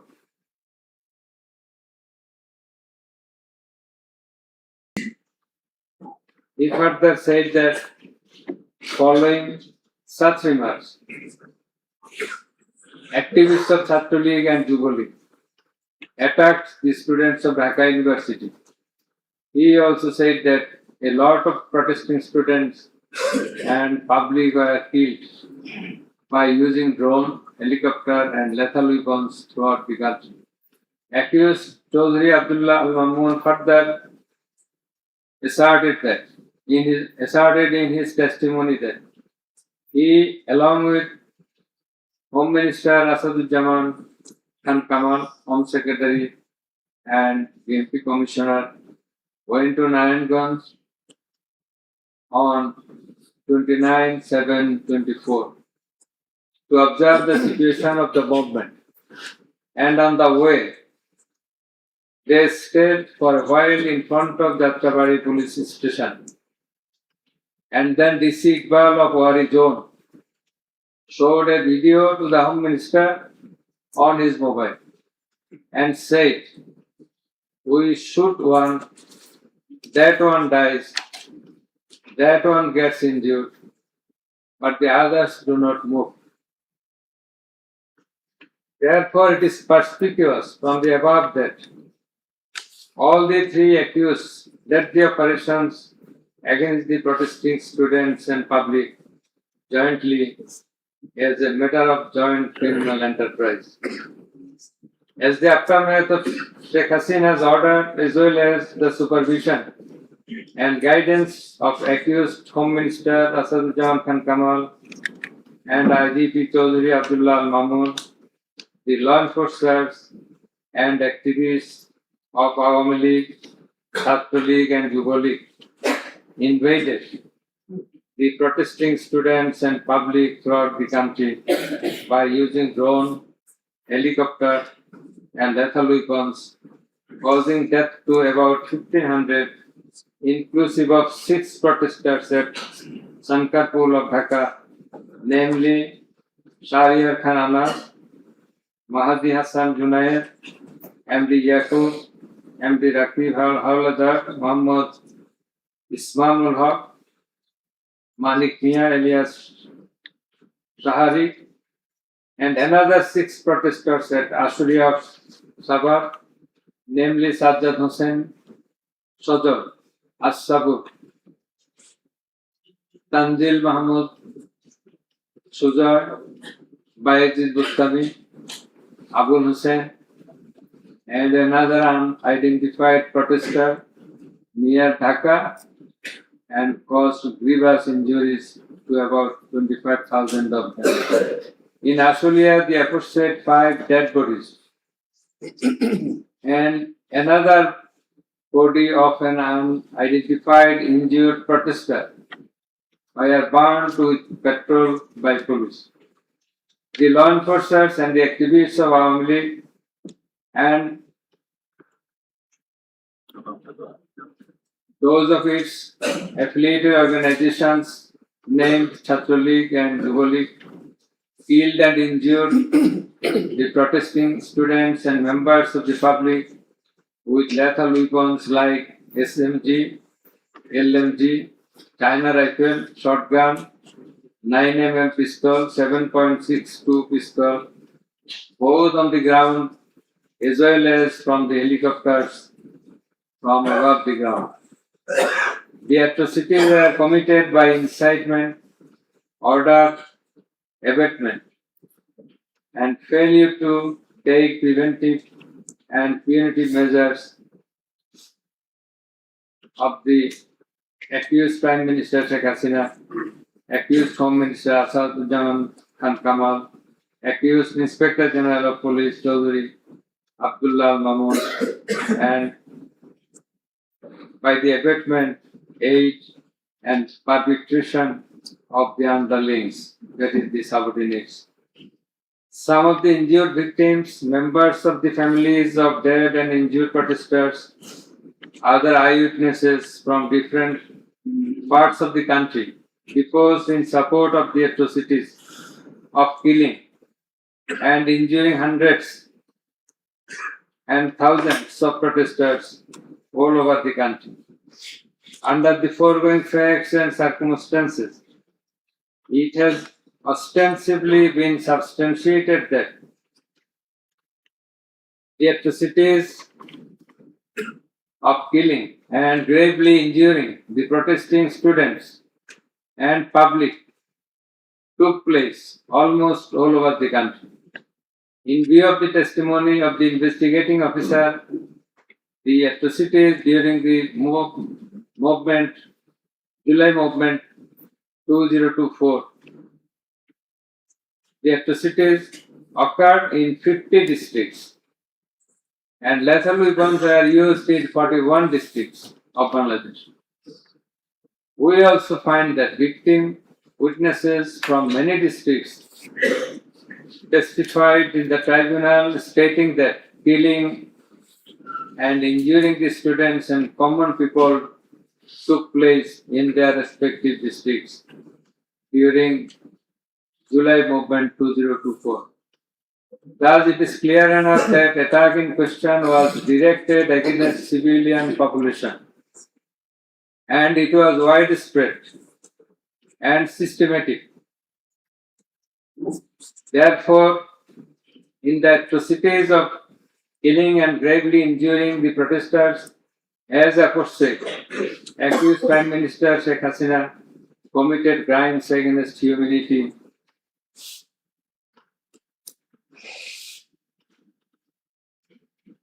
by her incitement, order, and also failure to take preventive and punitive measures. Under charge 1, accused Sheikh Hasina committed one count of crimes against humanity by her order to use drones, helicopter, and lethal weapons. Under charge number 2, count 1, accused Prime Minister Sheikh Hasina committed crimes against humanity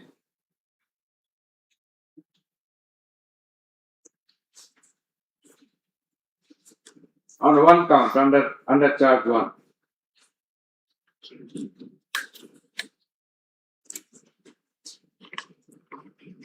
Accused Asaduজ্জামান Khan Kamal and Chaudhry Abdullah Mamun committed crimes against humanity by their abatement in the use of drones, helicopter, and lethal weapons. Under charge number 2, count 2. Accused Asaduজ্জামান Kamal and Chaudhry Abdullah Mamun committed 2 counts of crime against humanity under the same charge by their abatements and failure to prevent the atrocities at Sankarpur, Dhaka, and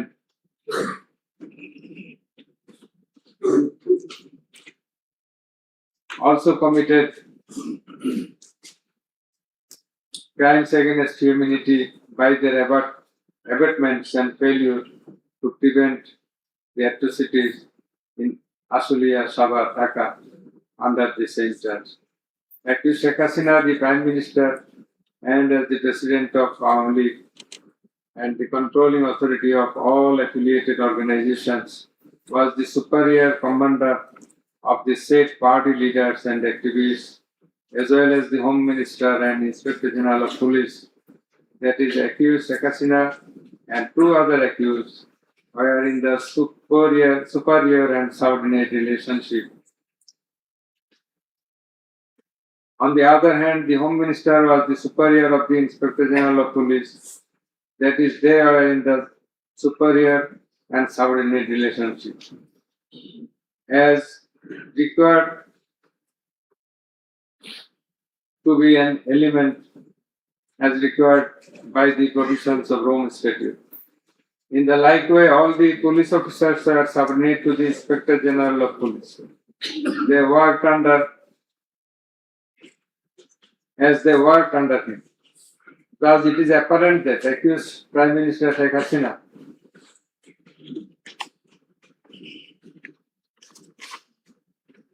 had superior control status over accused Asadujaman Khan Kamal and accused Chaudhry Abdullah Al Mamun, whereupon it was her responsibility to take measures to prevent the atrocities in question, which continued for about a month.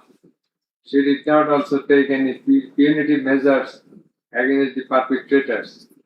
In the like way, Home Minister Asadujaman Khan Kamal held superior command responsibility over the Inspector General of Police and other successive other officers, and as such he had the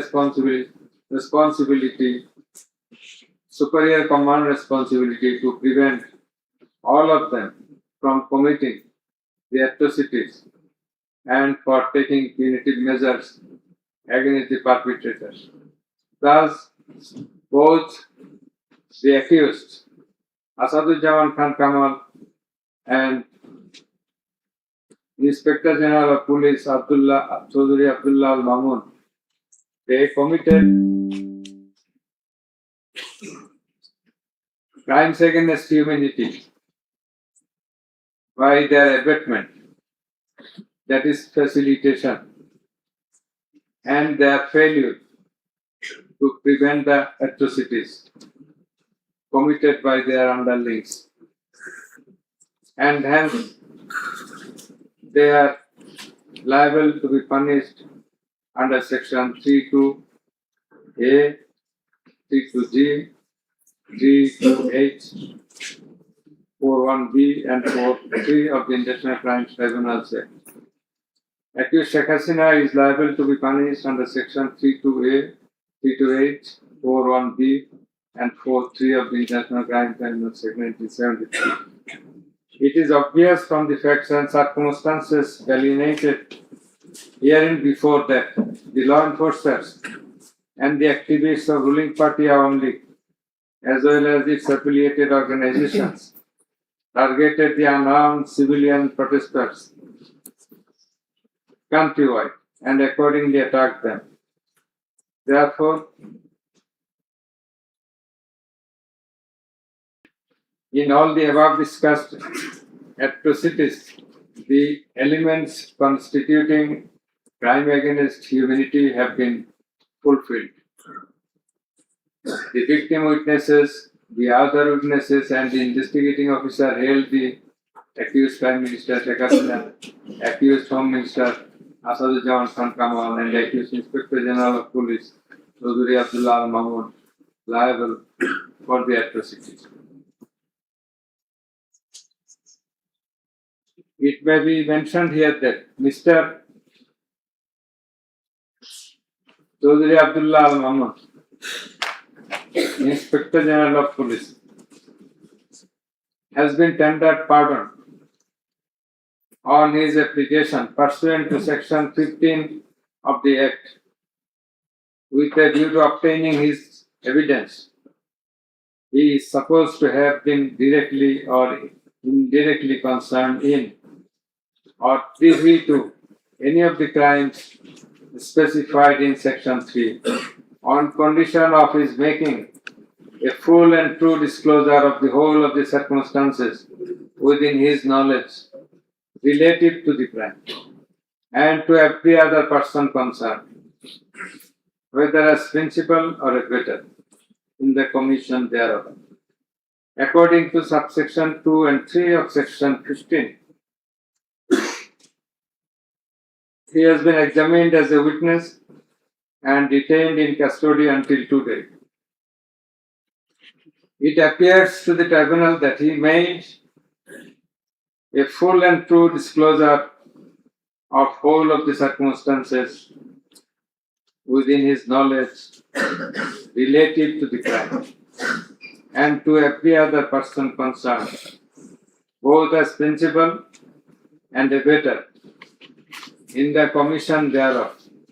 He categorically admitted his involvement in the alleged acts and disclosed that a core committee consisting of Home Minister Asaduzzaman Khan Kamal himself used to hold meeting every day at the residence of accused Home Minister Asaduzzaman Khan Kamal to take decisions as to the necessary measures to face the movement of the students and to pass the instructions and to pass necessary instructions. He said that accused Prime Minister used to pass directions to the core committee in this regard. This accused also said that Sheikh Hasina directed them to use drone to trace the location of the protesters and to use helicopter and lethal weapons to kill the protesters. He mentioned that chain of command in the police service was not maintained. In most of the cases, the highest authority used to communicate or contact the mid-level officers like Additional Commissioner Harun Rashid, Additional Commissioner Monirul Islam. Accused Prime Minister Sheikh Hasina passed the direction in presence of Additional Deputy Commissioner Praloy Kumar Jwardar during a core committee meeting. And as such, Jwardar conveyed the direction to all the concerned officers throughout the country. Direction means the direction to use helicopter and lethal weapons as well as drones. Chaudhry Abdullah Al-Mamun also mentioned in his testimony that he had a clean image and track record throughout his service for long 36 years. There had been no allegation against him during his long tenure. He said that he feels remorseful and ashamed on seeing the atrocities in the videos displayed in the courtroom. He sought apology to the tribunal and to the people of the country. Although accused Chaudhry Abdullah Al-Mamun claimed to have made full disclosure of the circumstances,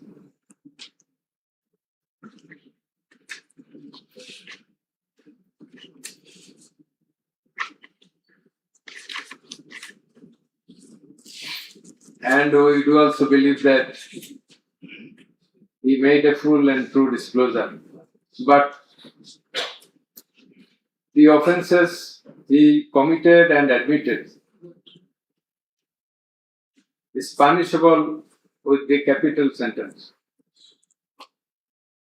And as such, in consideration of his disclosure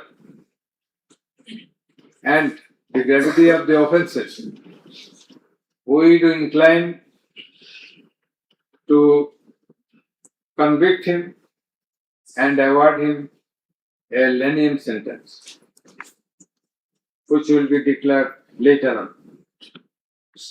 By the aforesaid acts and omissions, the accused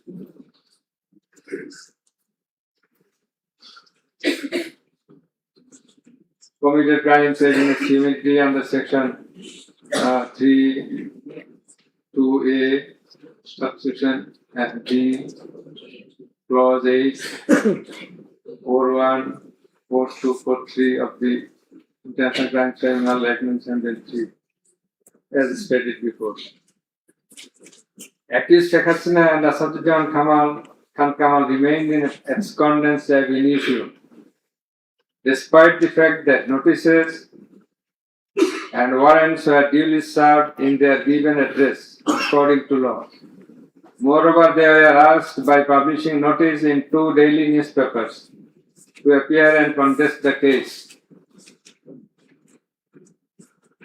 but they did not turn up. Thus, their abscondence itself is suggestive of their guilt. The learned State Defence Counsel contended that the trial of the accused persons under the International Crimes Tribunal Act 1973 is not tenable, since the Act was passed in the Parliament for the purpose of trial of the criminals of War of Independence in 1971. While arguing this, the learned State Defence Counsel perhaps did not have a perusal of the provisions of the Act as well as the preamble thereof. The preamble of the Act says that the Act was made in order to provide for detention, prosecution, and punishment of the persons for genocide, crimes against humanity, war crimes, and other crimes under international law, and for the matters connected therewith. Section 3 of the Act provides that the said crimes committed both before and after the commencement of the Act, before 1973, after 1973, are triable by the International Crimes Tribunal. Whereupon the contention of the learned State Defence Counsel is not tenable in law. Moreover, Article 47 of the Constitution of Bangladesh has given upper hand to the International Crimes Tribunal Act 1973 over the Constitution itself. The State Defence Counsel also contended that for the purpose of proving atrocities throughout the country, witnesses from all over the country have not been examined. In this context, we have to say that witnesses from many parts of the country have been examined, and they have adequately proved the atrocities in almost every part of the country. The victims, the family members of the dead and injured protesters, as well as the eyewitnesses, gave their testimony, which are enough for the proof of the charges. Quantity of witnesses is immaterial, while there are small number of qualitative witnesses. Still, the number of 54 witnesses examined by the prosecution is not small. The learned State Defence Counsel also alleged that the audio conversations in question have not been examined by more than one department like CID. In this regard, we would hold that the genuineness of the report of CID has not been challenged, nor has the report been proved ingenuine, whereupon no other department was in need of holding further examination thereof. It is the further allegation of the learned State Defence Counsel that accused Sheikh Hasina and Asaduddin Khan Kamal did not incite or order the commission of the crimes against humanity as alleged, nor did participate in the commission thereof, and thus they deserve to be acquitted. The learned chief prosecutor, in course of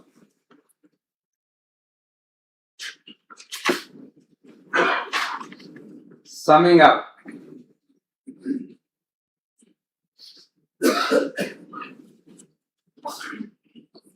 asked for passing necessary order restraining Awami League from running activities as a political party. Although the prosecution depicted series of words deeds of Awami League regime in the language of the prosecution, since achievement of independence of Bangladesh in 1971, the tribunal does not incline to discuss on this point since this is not the issue of the instant case. It has come to the notice of the tribunal that accused Sheikh Hasina, in defiance of the orders of the tribunal to appear and contest the case, has given interviews in the media wherein she denied the allegations leveled against her in this case and also made some derogatory remarks. I have noted this aspect beforehand, but in some of her interviews, she impliedly admitted her superior command responsibility. The United Nations Human Rights Commission categorically stated in its report that the political leaders issued direct orders and other directives authorizing and guiding operations by BGB, RAF, DGFI, Bangladesh Police,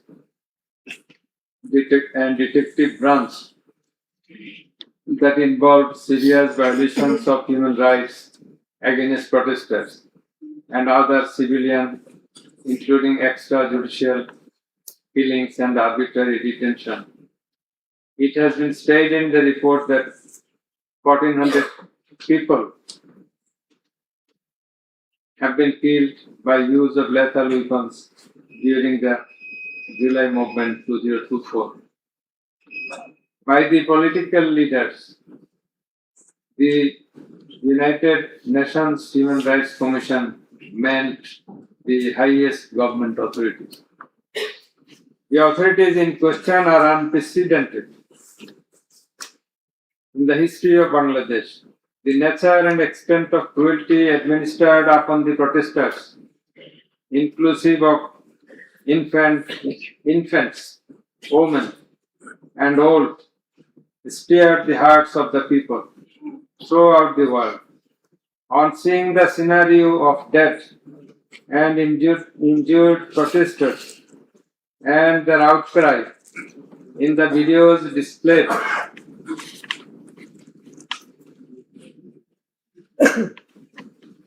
in the courtroom, and also seeing the victim witnesses in the courtroom,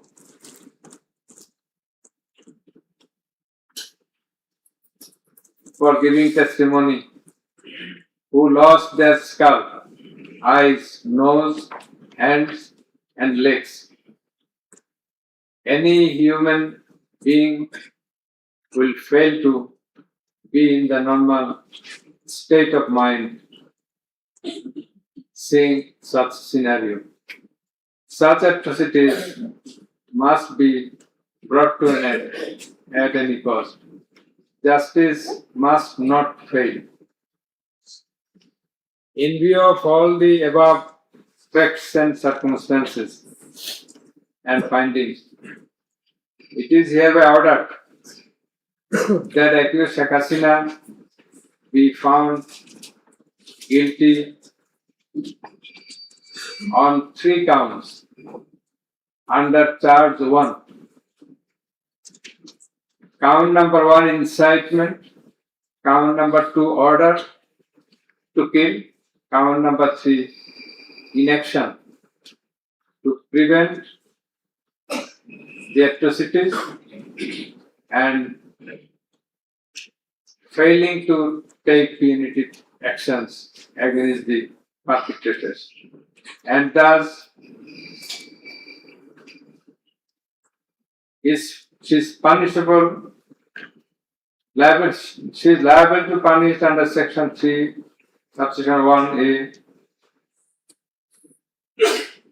Section 3, Subsection 2, Clause G, Section 3, Subsection 2, Clause H, Section 4, Subsection 1, Clause B, and Section 4, Subsection 3 of the International Crimes Tribunals Act 1973 under the charge number 1.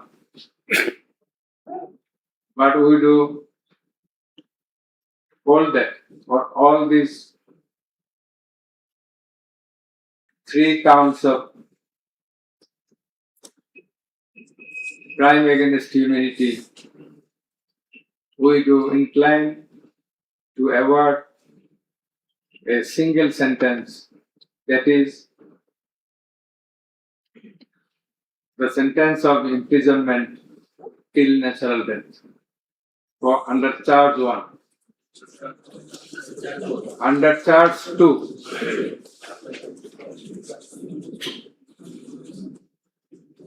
accused Sheikh Hasina is liable on 2 counts. On 1 count, there are several counts. For 1 count, that is passing the order for deploying drones, helicopters, and using lethal weapons to kill the protesters. She committed crime against humanity under Section 3, Subsection 2A and Section 4, Subsection 1B of the International Crimes Tribunal Act 1973.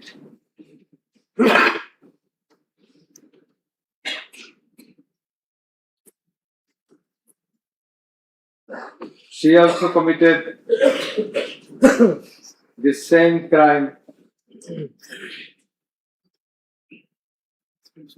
against the same crime of crime against humanity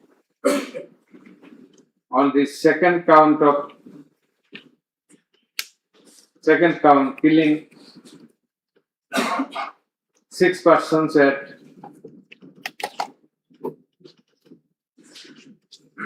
Sankarpur of Dhaka, which was committed in contemplation, in furtherance, by virtue of her order, as stated beforehand. And similarly, she committed the same crime, that is the crime against humanity, on another count for causing the killings at Ashulia of Sabah, killing of 6 persons. For all these 3 counts, we have decided to inflict her with only 1 sentence, that is sentence of death.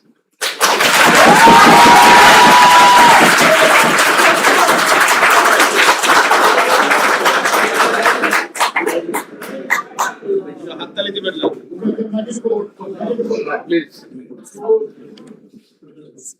for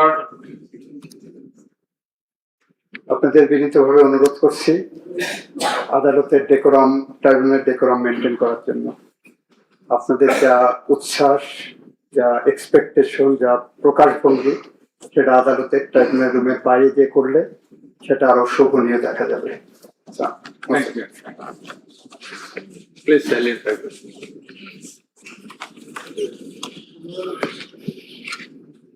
Accused Asaduzzaman Khan Kamal and accused Chaudhry Abdullah Al Mahmoud. Accused Asaduzzaman Khan Kamal is liable for committing crime against humanity for the occurrence of killing 6 persons at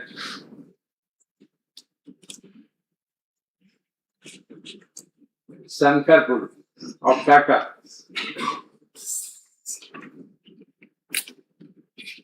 In this occurrence, they are liable for committing crimes against humanity by their abatement and failing to prevent the atrocities and also to failing to take necessary preventive measures, punitive measures. And thus, Asaduzzaman Khan Kamal is held liable for the commission of crime against humanity under section 32A, 32G, 32H, 41E, 43 of the International Crimes Tribunal Act 1973 for the commission of killing of 6 persons both at Sankarpur and 6 persons at Ashulia of Sabah. And for both the occurrences, he committed 4 counts of offences, that is crime against humanity, 4 times, by his abatement and failure to take necessary actions in Sankarpur, by his abatement and failure to take necessary action at Ashulia.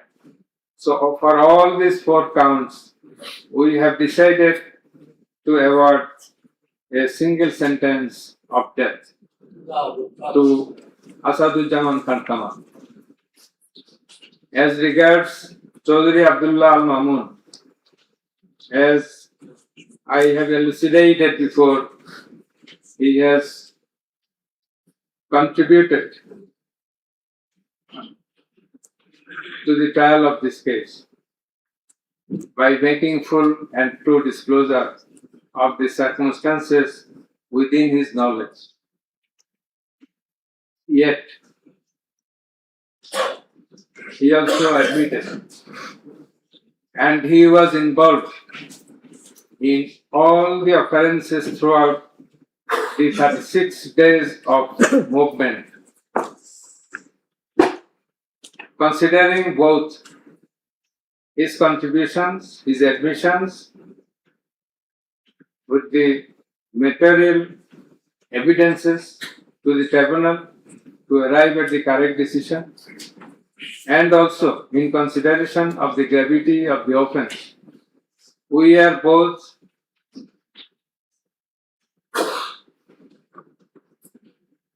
remitting his sentence and awarding a sentence with leniency. That is, the offences involve capital punishment.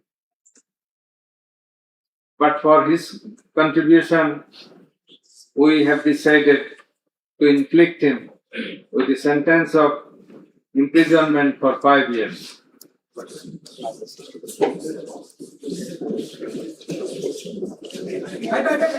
The properties of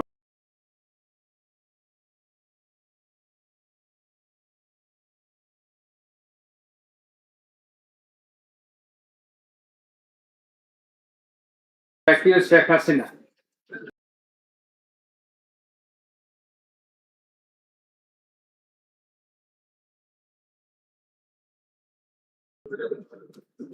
and accused Asaduzzaman Khan Kamal in Bangladesh be confiscated concerned in this case, who have been killed in July movement 2024, and also to take measures to pay adequate compensation to the wounded protesters in consideration of the gravity of their injury and loss. This sentence shall be carried out in accordance with the provisions laid down in section 20, subsection 3 of the International Crimes Tribunal Act 1973, preferably pursuant to the long-standing practice. Let a copy of this judgment be transmitted to the District Magistrate Dhaka for necessary action. Let copy of the judgment be supplied to accused Chaudhry Abdullah Al Mamun according to law. The absconding accused will not get any copy at the moment. So thank you all very much.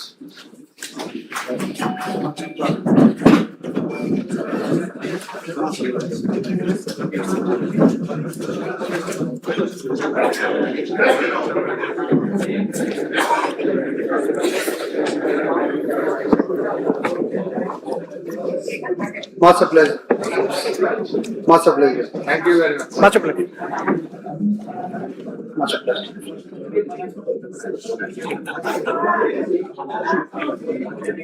Thank